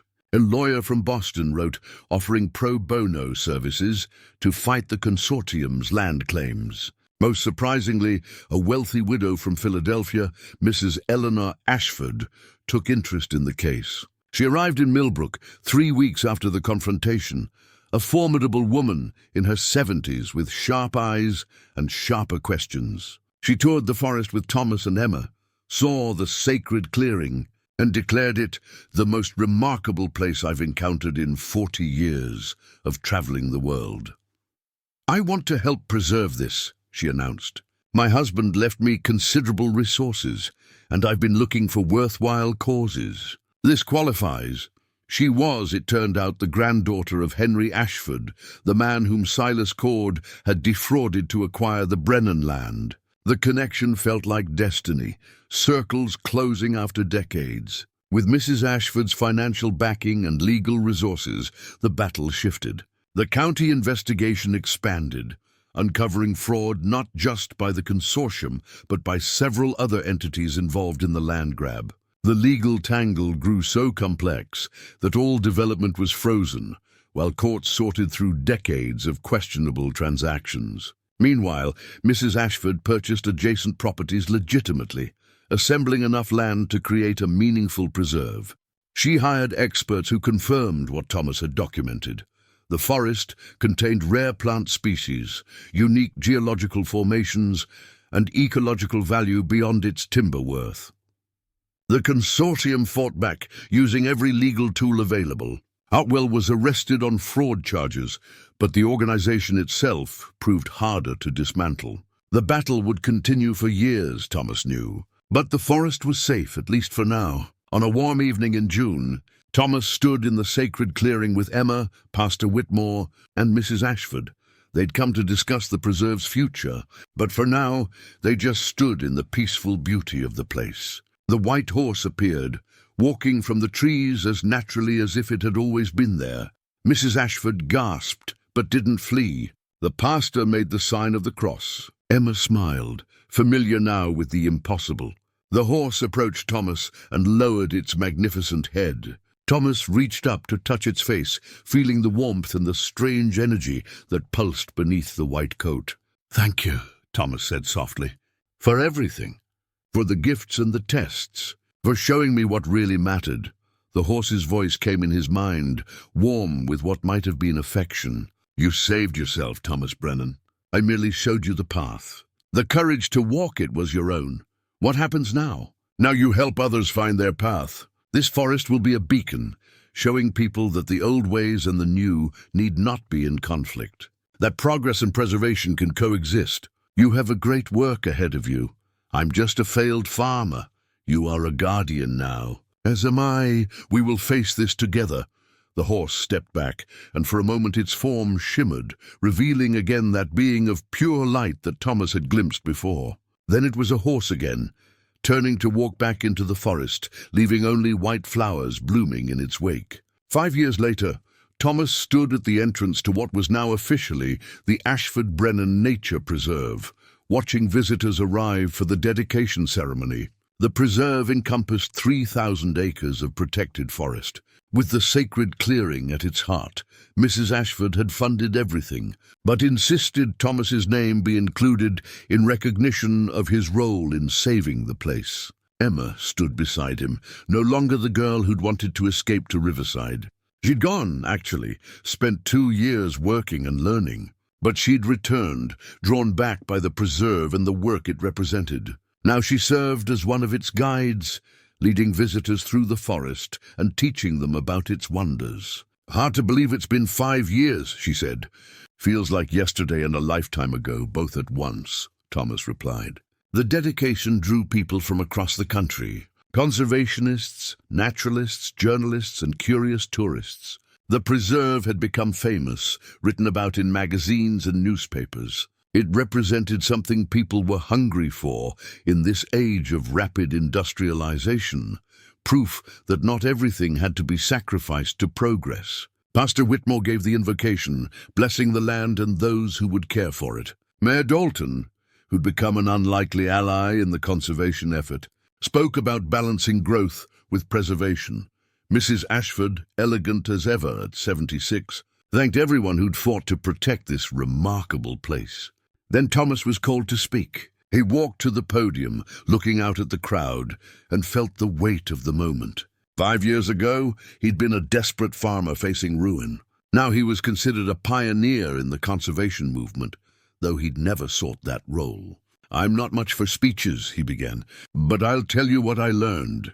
Sometimes what looks like loss is actually transformation. I lost my farm, the land my family worked for generations. But in losing it, I found something more valuable: purpose, community, understanding that we're all guardians of this earth, whether we own legal title or not."